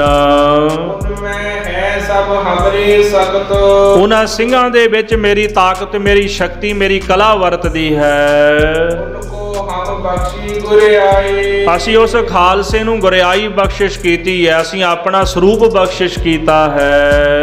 ਬਖਸ਼ੀ ਹੁਣ ਲਈ ਸੰਭਾਈ। ਅਸੀਂ ਖਾਲਸੇ ਨੂੰ ਗੁਰਿਆਈ ਬਖਸ਼ੀ ਹੈ ਤੇ ਮੇਰੇ ਖਾਲਸੇ ਨੇ ਮੇਰੀ ਗੁਰਿਆਈ ਨੂੰ ਸੰਭਾਲ ਕੇ ਰੱਖਿਆ ਹੈ। ਹਮ ਮੈਂ ਉਨ ਮੈਂ ਭੇਦ ਕਿਛ ਨਾਹੀ। ਬੰਦਾ ਸਿੰਘ ਸਾਡੇ ਵਿੱਚ ਤੇ ਮੇਰੇ ਖਾਲਸੇ ਵਿੱਚ ਕਿਸੇ ਪ੍ਰਕਾਰ ਦਾ ਕੋਈ ਭੇਦ, ਕੋਈ ਫਰਕ ਨਹੀਂ। ਖਾਲਸਾ ਮੇਰਾ ਹੈ, ਮੈਂ ਖਾਲਸੇ ਦਾ ਹਾਂ। ਉਨ ਮੈਂ ਹੈ ਹਮ ਹੋਏ ਹਮਰੇ ਮਾਹੇ। ਮੈਂ ਖਾਲਸੇ ਵਿੱਚ ਵਸਦਾ ਤੇ ਮੇਰਾ ਖਾਲਸਾ ਮੇਰੇ ਵਿੱਚ ਵਸਦਾ ਹੈ। ਐਸੇ ਬੰਦਾ ਦਿਓ ਸਮਝਾਏ। ਕਲਗੀਧਰ ਦਸ਼ਮੇਸ਼ ਪਿਤਾ ਜੀ ਨੇ ਇਸ ਤਰ੍ਹਾਂ ਬਾਬਾ ਬੰਦਾ ਸਿੰਘ ਬਹਾਦਰ ਨੂੰ ਸਮਝਾ ਦਿੱਤਾ ਹੈ। ਚੰਗੀ ਵਿਦ ਵਹਿ ਚਹੇ ਕਮਾਏ। ਤੇ ਬਾਬਾ ਬੰਦਾ ਸਿੰਘ ਬਹਾਦਰ ਗੁਰੂ ਸਾਹਿਬ ਦੇ ਬਖਸ਼ਿਸ਼ ਕੀਤੇ ਹੋਏ ਉਪਦੇਸ਼ ਨੂੰ ਚੰਗੀ ਤਰ੍ਹਾਂ ਕਮਾਣਾ ਚਾਹੁੰਦਾ ਹੈ ਕਿ ਜਿਵੇਂ ਪਾਤਸ਼ਾਹ ਨੇ ਹੁਕਮ ਦਿੱਤਾ ਹੈ ਤੇ ਮੈਂ ਗੁਰੂ ਸਾਹਿਬ ਦੇ ਹੁਕਮਾਂ ਅਨੁਸਾਰ ਸੇਵਾ ਕਰ ਸਕਾਂ। ਇਹੋ ਜੀ ਭਾਵਨਾ ਉਹਨਾਂ ਹਿਰਦੇ ਵਿੱਚ ਧਾਰਨ ਕਰ ਲਈ ਹੈ। ਦੋਹਰਾ ਜਬ ਸਤਿਗੁਰ ਆਗਿਆ ਦੇ ਬੰਦੇ ਪੰਜਾਬੇ ਜਾਣ। ਮਹਾਰਾਜ ਕਲਗੀਧਰ ਜੀ ਨੇ ਬਾਬਾ ਬੰਦਾ ਸਿੰਘ ਬਹਾਦਰ ਨੂੰ ਜਦੋਂ ਪੰਜਾਬ ਜਾਣ ਦੀ ਆਗਿਆ ਬਖਸ਼ਿਸ਼ ਕੀਤੀ ਹੈ ਕਿ ਤੁਸੀਂ ਪੰਜਾਬ ਜਾਓ ਤੇ ਦੁਸ਼ਟਾਂ ਨੂੰ ਸੋਧਾ ਲਾ ਦੇਵੋ। ਸਾਹਿਬ ਜਾਦੇ ਜਿਨ ਘਏ ਤਿਨ ਕੋ ਕਰਨੋ ਕਹਾਣ। ਜਿਨ੍ਹਾਂ ਨੇ ਗੁਰੂ ਕੇ ਸਾਹਿਬਜ਼ਾਦਿਆਂ ਨੂੰ ਸ਼ਹੀਦ ਕੀਤਾ ਹੈ ਉਹਨਾਂ ਦੁਸ਼ਟਾਂ ਦਾ ਜਾ ਕੇ ਘਾਣ ਕਰ ਦੇਣਾ, ਨਾਸ਼ ਕਰ ਦੇਣਾ ਹੈ। ਹੋ ਪਈ ਜੋ ਜੋ ਆਗਿਆ ਸਤਿਗੁਰ ਦਈ। ਜਿਹੜੀ ਜਿਹੜੀ ਆਗਿਆ ਕਲਗੀਧਰ ਦਸ਼ਮੇਸ਼ ਪਿਤਾ ਜੀ ਨੇ ਬੰਦਾ ਸਿੰਘ ਨੂੰ ਬਖਸ਼ਿਸ਼ ਕੀਤੀ ਹੈ ਸੋ ਬੰਦੇ ਕਾਗਜ਼ ਲਿਖ ਲਏ। ਸਤਿਗੁਰਾਂ ਦੇ ਉਹ ਹੁਕਮ ਬਾਬਾ ਬੰਦਾ ਸਿੰਘ ਜੀ ਨੇ ਕਾਗਜ਼ ਉੱਪਰ ਲਿਖ ਲਏ। ਜੋ ਜੋ ਆਗਿਆ ਦਿੱਤੀ ਉਹਨਾਂ ਲਿਖ ਲਈ ਵੀ ਕੋਈ ਗੱਲ ਰਹਿ ਨਾ ਜਾਵੇ। ਹਮਰੇ ਸੰਗ ਭੇਜਿਓ ਸੋ। ਸਤਿਗੁਰੂ ਸੱਚੇ ਪਾਤਸ਼ਾਹ ਜੀ ਕਿਰਪਾ ਕਰੋ, ਆਪ ਜੀ ਮੇਰੇ ਨਾਲ ਉਹਨਾਂ ਨੂੰ ਭੇਜ ਦਿਓ ਬਤਾਵੇ ਸਿੱਖਿਆ ਸਿੱਖੀ ਜੋ। ਜਿਹੜੇ ਸਿੱਖ ਮੈਨੂੰ ਖਾਲਸੇ ਪੰਥ ਦੀ ਮਰਿਆਦਾ ਦੱਸ ਸਕਣ। ਕਿਉਂਕਿ ਬੈਰਾਗੀ ਸਨ, ਹਾਲੇ ਪੰਥ ਦੀ ਮਰਿਆਦਾ ਪਤਾ ਨਹੀਂ ਸੀ ਉਹਨਾਂ ਨੂੰ ਵੀ ਕਿਵੇਂ ਪੰਥ 'ਚ ਵਿਚਰਨਾ ਹੈ ਤੇ ਪੰਥ ਕਿਵੇਂ ਆਪਣੀ ਮਰਿਆਦਾ ਨੂੰ ਨਿਭਾਉਂਦਾ ਹੈ। ਤਾਂ ਕਰਕੇ ਬਾਬਾ ਬੰਦਾ ਸਿੰਘ ਨੇ ਬੇਨਤੀ ਕੀਤੀ ਵੀ ਇਹੋ ਜਿਹੇ ਸਿੰਘ ਮੈਨੂੰ ਦੇ ਦਿਓ ਜਿਹੜੇ ਮੈਨੂੰ ਖਾਲਸੇ ਪੰਥ ਦੀ ਮਰਿਆਦਾ, ਸਿੱਖੀ ਦੀ ਜਿਹੜੀ ਸਿੱਖਿਆ ਬਖਸ਼ਿਸ਼ ਕਰ ਦੇਣ। ਤਬ ਗੁਰ ਸਿੰਘ ਮਝੈਲ ਲਾਏ। ਸੋ ਉਸ ਵਕਤ ਮਹਾਰਾਜ ਨੇ ਮਾਝੇ ਦੇ ਕੁਝ ਸਿੱਖ ਸਨ ਜਿਹੜੇ ਬਾਬਾ ਬੰਦਾ ਸਿੰਘ ਬਹਾਦਰ ਦੇ ਨਾਲ ਰਲਾ ਦਿੱਤੇ। ਬਾਬੇ ਵਿਨੋਦ ਸਿੰਘ ਕਾਨ ਸਿੰਘ ਚੜਾਏ। ਮਹਾਰਾਜ ਕਲਗੀਧਰ ਦਸ਼ਮੇਸ਼ ਪਿਤਾ ਜੀ ਦਾ ਹਜ਼ੂਰੀ ਸਿੱਖ ਸੀ ਬਾਬਾ ਵਿਨੋਦ ਸਿੰਘ, ਤੇ ਤਤ ਖਾਲਸਾ ਜਿਹੜਾ ਬੁੱਢਾ ਦਲ ਉਹਦੇ ਜਥੇਦਾਰ ਸਨ ਪਹਿਲੇ ਬਾਬਾ ਵਿਨੋਦ ਸਿੰਘ ਜੀ। ਇਸ ਤਰ੍ਹਾਂ ਬਾਬਾ ਵਿਨੋਦ ਸਿੰਘ ਜੀ ਨੂੰ ਭੇਜ ਦਿੱਤਾ। ਗੁਰੂ ਅੰਗਦ ਦੇ ਮਹਾਰਾਜ ਦੀ ਅੰਸ਼ ਬੰਸ ਵਿੱਚੋਂ ਤ੍ਰਿਣ ਕੁਲ ਵਿੱਚੋਂ ਸਨ। ਤੇ ਦੂਸਰੇ ਜਿਹੜੇ ਸਿੱਖ ਸਨ ਬਾਬਾ ਕਾਹਨ ਸਿੰਘ ਜੀ। ਇਸੇ ਪ੍ਰਕਾਰ ਜਿਹੜੇ ਬਾਬਾ ਕਾਹਨ ਸਿੰਘ ਜੀ ਸਨ ਇਹ ਵੀ ਤ੍ਰਿਣ ਕੁਲ ਵਿੱਚੋਂ ਸਨ। ਦਇਆ ਸਿੰਘ ਔਨੈਲ ਸਿੰਘ ਭਲੇ। ਬਾਬਾ ਕਾਹਨ ਸਿੰਘ ਜੀ ਬਾਬਾ ਵਿਨੋਦ ਸਿੰਘ ਦੇ ਸੁਪੁੱਤਰ ਸਨ। ਇਸ ਤਰ੍ਹਾਂ ਭਾਈ ਦਇਆ ਸਿੰਘ ਤੇ ਭਾਈ ਜਿਹੜੇ ਔਨਣ ਸਿੰਘ ਸਨ ਇਹ ਗੁਰੂ ਅਮਰਦਾਸ ਮਹਾਰਾਜ ਦੀ ਅੰਸ਼ ਬੰਸ ਵਿੱਚੋਂ ਸਨ, ਭੱਲੇ ਸਨ। ਇਸੇ ਪ੍ਰਕਾਰ ਮਹਾਰਾਜ ਸਤਿਗੁਰੂ ਜੀ ਨੇ ਇਹਨਾਂ ਨੂੰ ਵੀ ਨਾਲ ਭੇਜਿਆ ਹੈ। ਹਜੂਰ ਭੁਜੰਗੀ ਸੰਗ ਬੰਦੇ ਕੱਲੇ। ਇਹ ਜਿਹੜੇ ਸਤਿਗੁਰਾਂ ਦੇ ਹਜ਼ੂਰੀ ਤੇ ਬੜੇ ਪ੍ਰੇਮ ਵਾਲੇ ਤੇ ਨਿਕਟਵਰਤੀ ਸਿੱਖ ਸਨ ਜਿਹੜੇ ਗੁਰੂ ਸਾਹਿਬ ਜੀ ਨੇ ਬੰਦਾ ਸਿੰਘ ਬਹਾਦਰ ਦੇ ਨਾਲ ਭੇਜੇ ਹਨ। ਬਾਜ ਸਿੰਘ ਬਲ ਮੀਰਪੁਰ ਪੱਟੀ ਵਾਰੋ। ਪੱਟੀ ਦੇ ਇਲਾਕੇ ਦੇ ਵਿੱਚ ਮੀਰਪੁਰ ਇੱਕ ਨਗਰ ਪੈਂਦਾ ਹੈ। ਉਸ ਨਗਰ ਵਿੱਚ ਰਹਿਣ ਵਾਲੇ ਬਲਗੂਤ ਦੇ ਇੱਕ ਸਿੱਖ ਸਨ ਬਾਬਾ ਬਾਜ ਸਿੰਘ ਜੀ। ਇਸ ਤਰ੍ਹਾਂ ਬਾਬਾ ਵਿਨੋਦ ਸਿੰਘ, ਬਾਬਾ ਕਾਹਨ ਸਿੰਘ, ਬਾਬਾ ਦਇਆ ਸਿੰਘ, ਬਾਬਾ ਔਨਣ ਸਿੰਘ ਤੇ ਬਾਬਾ ਬਾਜ ਸਿੰਘ, ਇਹ ਪੰਜ ਪਿਆਰਿਆਂ ਦਾ ਜਿਹੜਾ ਜਥਾ ਕਲਗੀਧਰ ਜੀ ਨੇ ਥਾਪ ਕੇ ਬਾਬਾ ਬੰਦਾ ਸਿੰਘ ਬਹਾਦਰ ਨੂੰ ਦੇ ਦਿੱਤਾ ਹੈ। ਸਤਿਗੁਰ ਸੰਗ ਤੇ ਭਾਈਚਾਰੋ। ਇਸੇ ਪ੍ਰਕਾਰ ਕਹਿੰਦੇ ਭਾਈ ਬਾਜ ਸਿੰਘ ਹਰੀ ਚਾਰ ਭਰਾ ਸਨ ਤੇ ਉਹ ਚਾਰੇ ਦੇ ਚਾਰੇ ਭਰਾ ਜਿਹੜੇ ਨਾਲ ਭੇਜ ਦਿੱਤੇ ਹਨ। ਹੋਰ ਚੜਾਏ ਬੜ ਸਿੱਧਕ ਵਾਰੇ। ਇਸ ਤੋਂ ਇਲਾਵਾ ਹੋਰ ਵੀ ਜਿਹੜੇ ਸਿੱਧਕੀ ਸਿੱਖ ਸਨ ਉਹਨਾਂ ਨੂੰ ਵੀ ਨਾਲ ਭੇਜ ਦਿੱਤਾ। ਰਹਿਤ ਹਜੂਰ ਤੇ ਗੁਰੂ ਪਿਆਰੇ। ਜਿਹੜੇ ਗੁਰੂ ਸਾਹਿਬ ਦੇ ਪਿਆਰੇ ਅਨਨ ਸਿੱਖ ਸਨ ਤੇ ਸਦਾ ਹੀ ਮਹਾਰਾਜ ਦੀ ਹਜ਼ੂਰੀ ਵਿੱਚ ਰਹਿੰਦੇ ਸਨ ਉਹਨਾਂ ਪ੍ਰੇਮੀ ਸਿੱਖਾਂ ਨੂੰ ਨਾਲ ਭੇਜਿਆ ਹੈ। ਜੈਰ ਸਿੱਖਨ ਕੋ ਲਿਖੀ ਅਰਦਾਸ।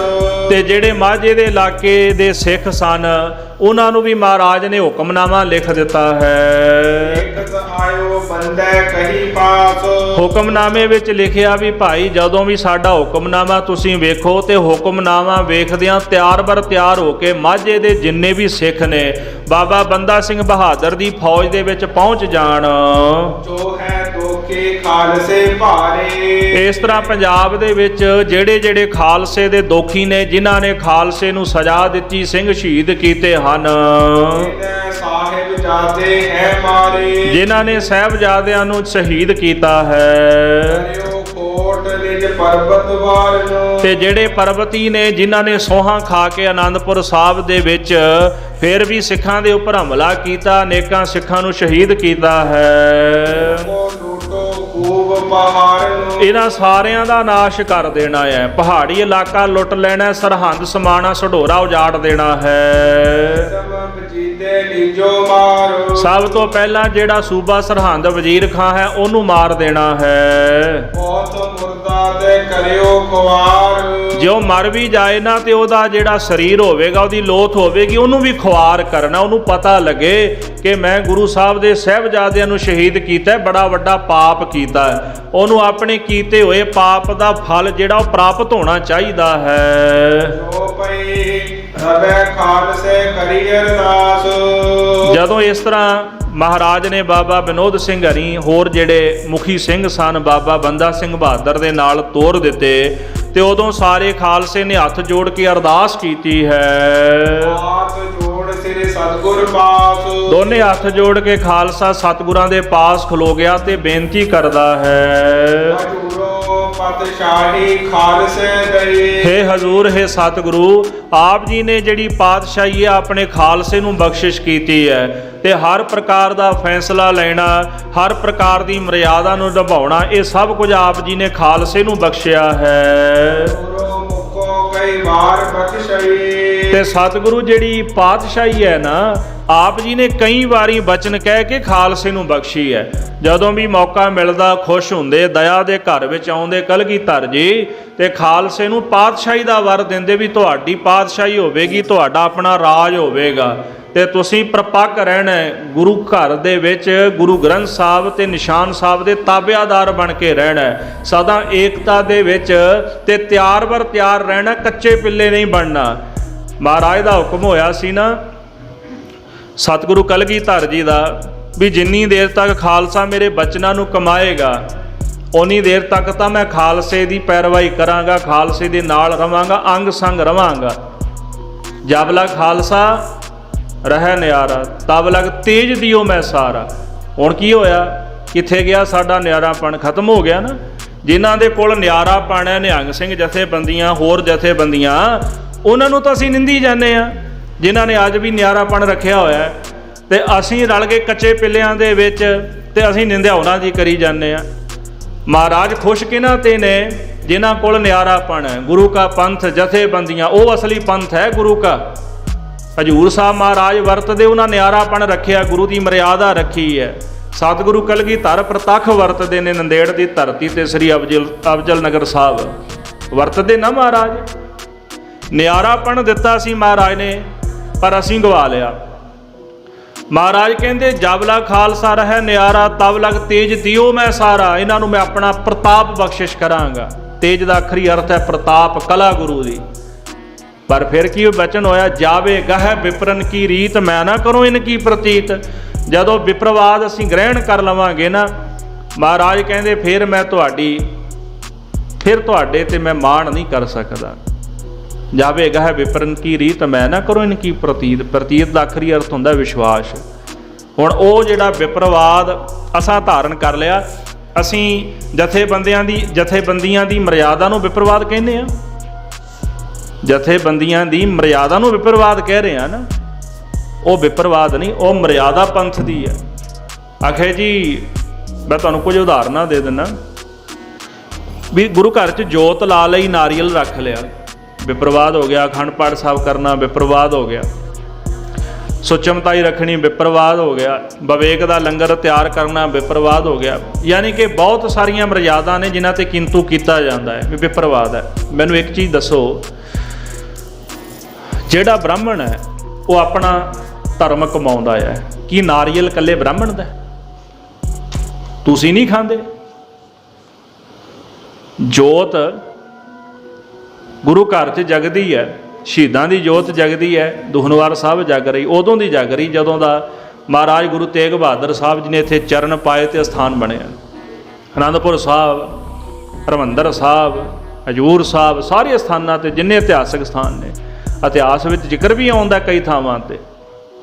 ਹੁਣ ਮੈਂ ਬਹੁਤੀਆਂ ਉੱਥੋਂ ਦੀਆਂ ਉਦਾਹਰਨਾਂ ਨਹੀਂ ਦੇ ਸਕਦਾ ਜਿੱਥੇ ਜਿੱਥੇ ਇਹਨਾਂ ਦਾ ਜ਼ਿਕਰ ਆਉਂਦਾ। ਤੇ ਦੀਪ ਜਗਾਉਣਾ, ਇਹ ਗੁਰੂ ਘਰ ਦੀ ਮਰਿਆਦਾ ਸੀ, ਅਸੀਂ ਵਿਪਰਵਾਦ ਕਹਿਤਾ। ਤੇ ਕੀ ਗੱਲ ਵੀ ਭਾਈ, ਜੇ ਬ੍ਰਾਹਮਣ ਨੇ ਦੀਵਾ ਜਗਾ ਲਿਆ ਤੇ ਅਸੀਂ ਘਰ 'ਚ ਜਗਾ ਲਿਆ ਤੇ ਉਹਦੀ ਮਰਿਆਦਾ ਹੈ, ਤੇ ਸਾਡਾ ਬ੍ਰਾਹਮਣਵਾਦ ਹੋ ਗਿਆ। ਲਾਈਟ ਬ੍ਰਾਹਮਣ ਦੇ ਘਰ ਵਿੱਚ ਵੀ ਜਗਦੀ ਹੈ, ਸਾਡੇ ਘਰ ਵਿੱਚ ਜਗਦੀ। ਜਾਂ ਤਾਂ ਤੁਸੀਂ ਬੁਝਾ ਦਿਓ ਵੀ ਉਹ ਜਗਾਈ ਬੈਠਾ, ਅਸੀਂ ਨਹੀਂ ਜਗਾਉਂਦੇ, ਇਹਦਾ ਬ੍ਰਾਹਮਣਵਾਦ ਹੈ। ਬ੍ਰਾਹਮਣ ਪਾਣੀ ਪੀਂਦਾ, ਪ੍ਰਸ਼ਾਦਾ ਛਕਦਾ, ਸਾਰੀ ਕਿਰਿਆ ਕਰਦਾ। ਜਾਂ ਤਾਂ ਤੁਸੀਂ ਉਹਨਾਂ ਵਾਲੇ ਸਾਰੇ ਕੰਮ ਛੱਡ ਦਿਓ ਵੀ ਅੱਜ ਤੋਂ ਬਾਅਦ ਆਪਾਂ ਪ੍ਰਸ਼ਾਦਾ ਨਹੀਂ ਜੇ ਛਕਣਾ। ਕਿਉਂ? ਬ੍ਰਾਹਮਣ ਛਕਦੇ ਨੇ।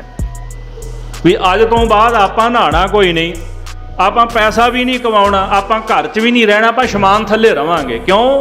ਬ੍ਰਾਹਮਣ ਰਹਿੰਦਾ ਘਰ ਵਿੱਚ। ਜਾਂ ਤਾਂ ਫਿਰ ਸਾਰੀ ਮਰਿਆਦਾ ਕਮਾਓ, ਫਿਰ ਜੋ ਉਹ ਕਰਦੇ ਨੇ ਉਹ ਅਸੀਂ ਵੀ ਕਰੀ ਜਾਂਦੇ ਹਾਂ।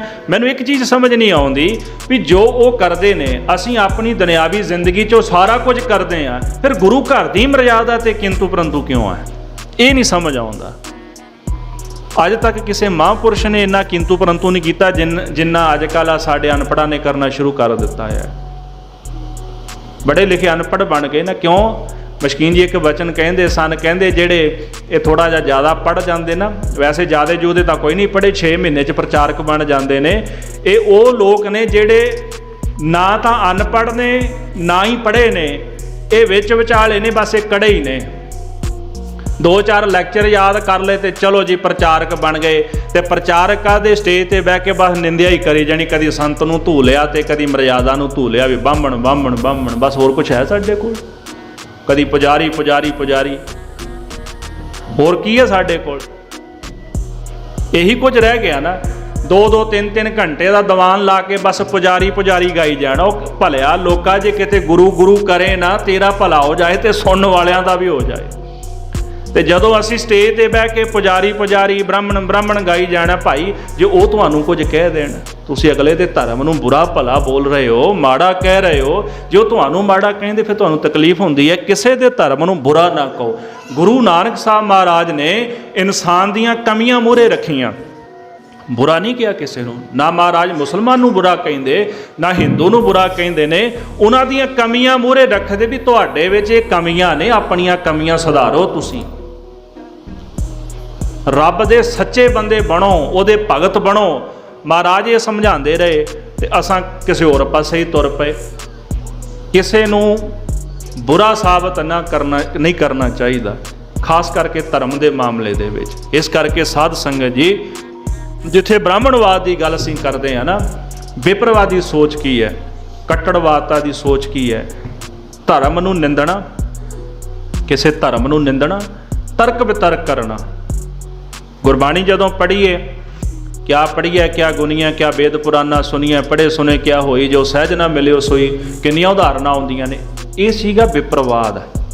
ਉਹ ਝਗੜਾ ਕਰਦੇ ਰਹਿੰਦੇ ਸਨ ਆਪਸ ਵਿੱਚ, ਮੇਰੇ ਨਾਲ ਚਰਚਾ ਕਰੋ, ਮੈਂ ਬੜਾ ਵੱਡਾ ਵਿਦਵਾਨ ਹਾਂ, ਮੇਰੇ ਨਾਲ ਚਰਚਾ ਕਰੋ, ਮੇਰੇ ਤੋਂ ਵੱਡਾ ਧਰਮ ਕਿਸੇ ਦਾ ਨਹੀਂ। ਇਹ ਵਿਪਰਵਾਦੀ ਸੋਚ ਸੀ ਉਹਨਾਂ ਦੀ। ਉਹ ਸੋਚ ਅਸੀਂ ਲੈ ਕੇ ਬਹਿ ਗਏ ਹਾਂ। ਖੈਰ, ਕਹਿਣ ਤੋਂ ਭਾਵ ਇਹ ਹੈ ਖਾਲਸਾ ਜੀ, ਮਹਾਰਾਜ ਸਤਿਗੁਰਾਂ ਨੇ ਸਾਨੂੰ ਨਿਆਰਾਪਣ ਦਿੱਤਾ, ਪਰ ਅਸਾਂ ਗਵਾ ਦਿੱਤਾ ਨਿਆਰਾਪਣ।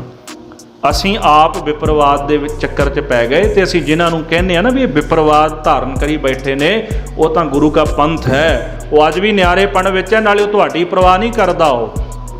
ਉਹਨਾਂ ਕੁਰਬਾਨੀਆਂ ਦਿੱਤੀਆਂ ਨੇ, ਉਹਨਾਂ ਨੇ ਹੁਣ ਤੱਕ ਜੰਗਾਂ ਲੜੀਆਂ, ਪੰਥ ਵਾਸਤੇ ਜੂਝਦੇ ਰਹੇ, ਪੰਥ ਦੀ ਮਰਿਆਦਾ ਨੂੰ ਸੰਭਾਲ ਕੇ ਬੈਠੇ ਨੇ।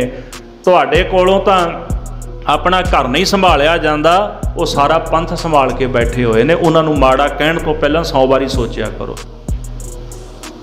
ਗੁਰੂ ਸਾਹਿਬ ਜੀ ਨੇ ਸਾਨੂੰ ਬੜੀ ਸੋਹਣੀ ਫੁਲਵਾੜੀ ਦਿੱਤੀ, ਦਮਦਮੀ ਟਕਸਾਲ, ਨਿਹੰਗ ਸਿੰਘ ਜਥੇਬੰਦੀਆਂ। ਫਿਰ ਇਸੇ ਪ੍ਰਕਾਰ ਬਾਬਾ ਸ਼੍ਰੀ ਚੰਦ ਜੀ, ਉਹਨਾਂ ਨੇ ਪੰਥ ਚਲਾਇਆ ਉਦਾਸੀਆਂ ਦਾ, ਸੁਥਰੇ ਸ਼ਾਹੀ ਪੰਥ। ਬਾਬਾ ਸੁਥਰਾ ਸ਼ਾਹ ਜੀ ਹੋਏ ਨਾ, ਉਹਨਾਂ ਦਾ ਵੀ ਪੰਥ ਚੱਲਿਆ ਸੀਗਾ, ਉਹ ਵੀ ਹੈ ਨਾ। ਨਿਰਮਲੇ ਨੇ ਸਾਡੇ ਵਿੱਚ, ਜਿਨ੍ਹਾਂ ਨੂੰ ਮਹਾਰਾਜ ਕਲਗੀਧਰ ਜੀ ਨੇ ਕਾਂਸੀ ਵਿਦਿਆ ਪੜ੍ਹਨ ਵਾਸਤੇ ਭੇਜਿਆ, ਉਦਾਸੀ ਵੀ ਨੇ, ਨਿਰਮਲੇ ਵੀ ਨੇ। ਇਹ ਸਾਰੀਆਂ ਜਿਹੜੀਆਂ ਸ਼ਿਖਾਵਾਂ ਗੁਰੂ ਪੰਥ ਦੀਆਂ ਨੇ।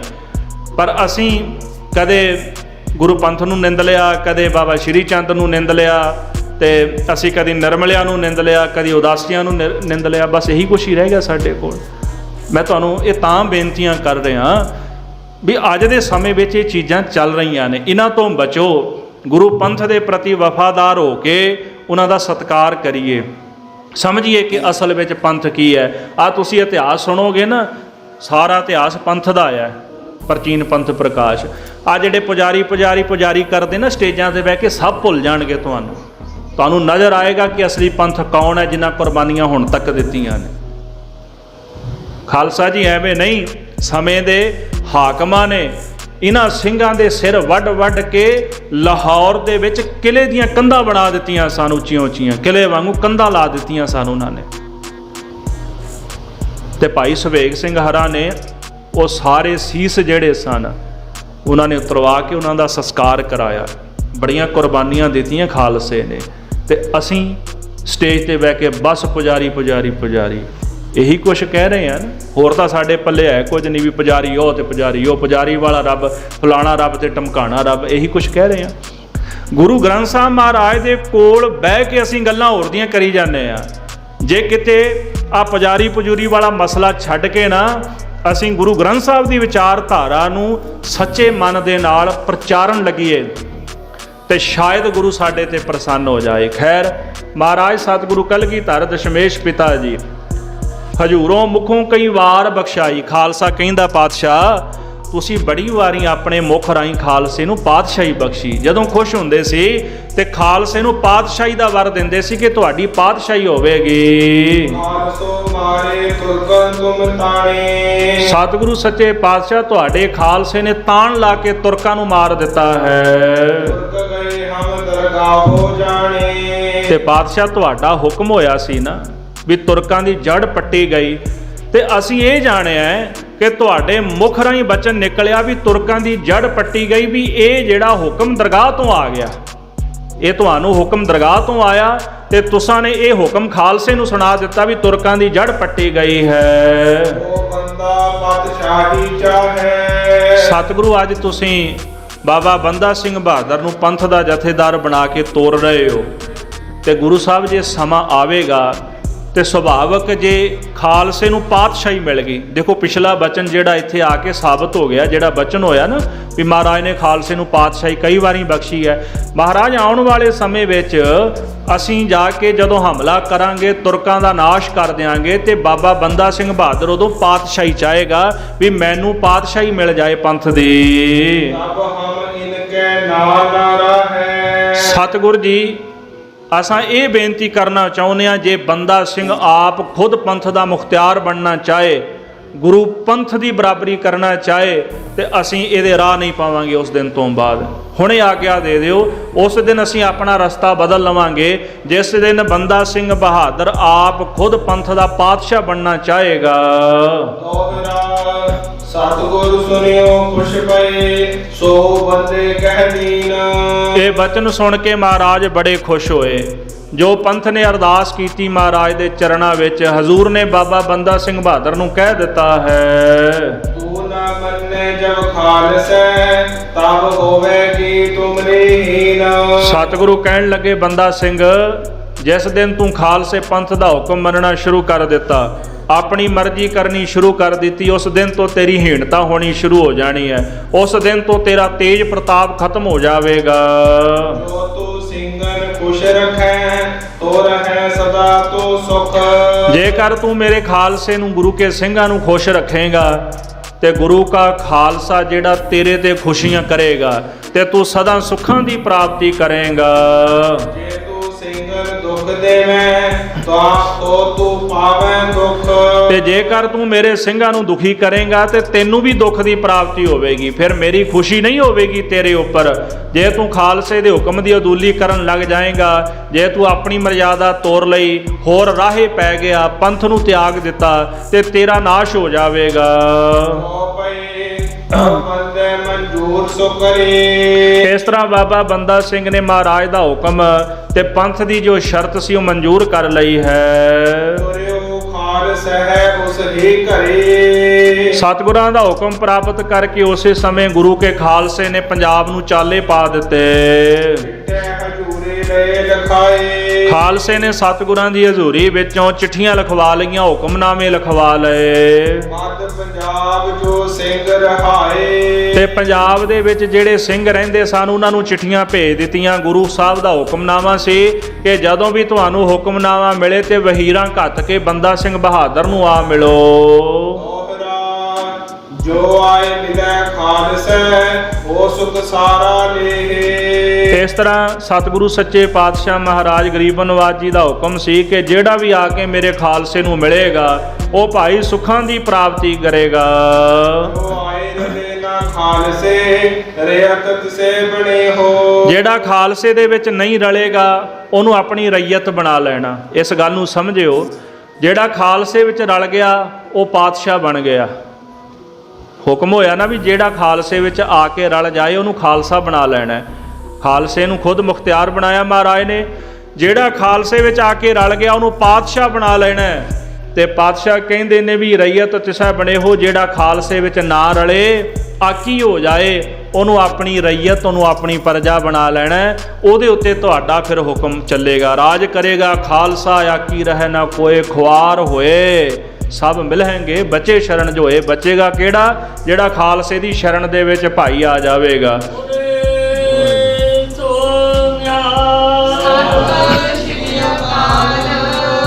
ਸਿੰਘ ਬਹਾਦਰ ਜਿਵੇਂ ਮਹਾਰਾਜ ਦੇ ਚਰਨਾਂ ਵਿੱਚ ਅਰਦਾਸ ਬੇਨਤੀ ਕਰਨਗੇ, ਆਪਾਂ ਪ੍ਰਸੰਗ ਕੱਲ੍ਹ ਦੇ ਦੀਵਾਨਾਂ ਵਿੱਚ ਸਰਵਣ ਕਰਾਂਗੇ। ਸਮੇਂ ਦੇ ਲਿਹਾਜ਼ ਨਾਲ ਸਮਾਪਤੀ ਹੈ। ਗੁਰ ਇਤਿਹਾਸ ਦੀ ਵਿਚਾਰ ਕਰਦੇ ਹਾਂ, ਬੇਅੰਤ ਪ੍ਰਕਾਰ ਦੀਆਂ ਭੁੱਲਾਂ ਗਲਤੀਆਂ ਹੋ ਗਈਆਂ ਹੋਣਗੀਆਂ। ਹੜ ਜਾਣ ਸੇਵਕ ਜਾਣ ਕੇ ਖਿਮਾ ਕਰਨੀ ਜੀ ਹੈ।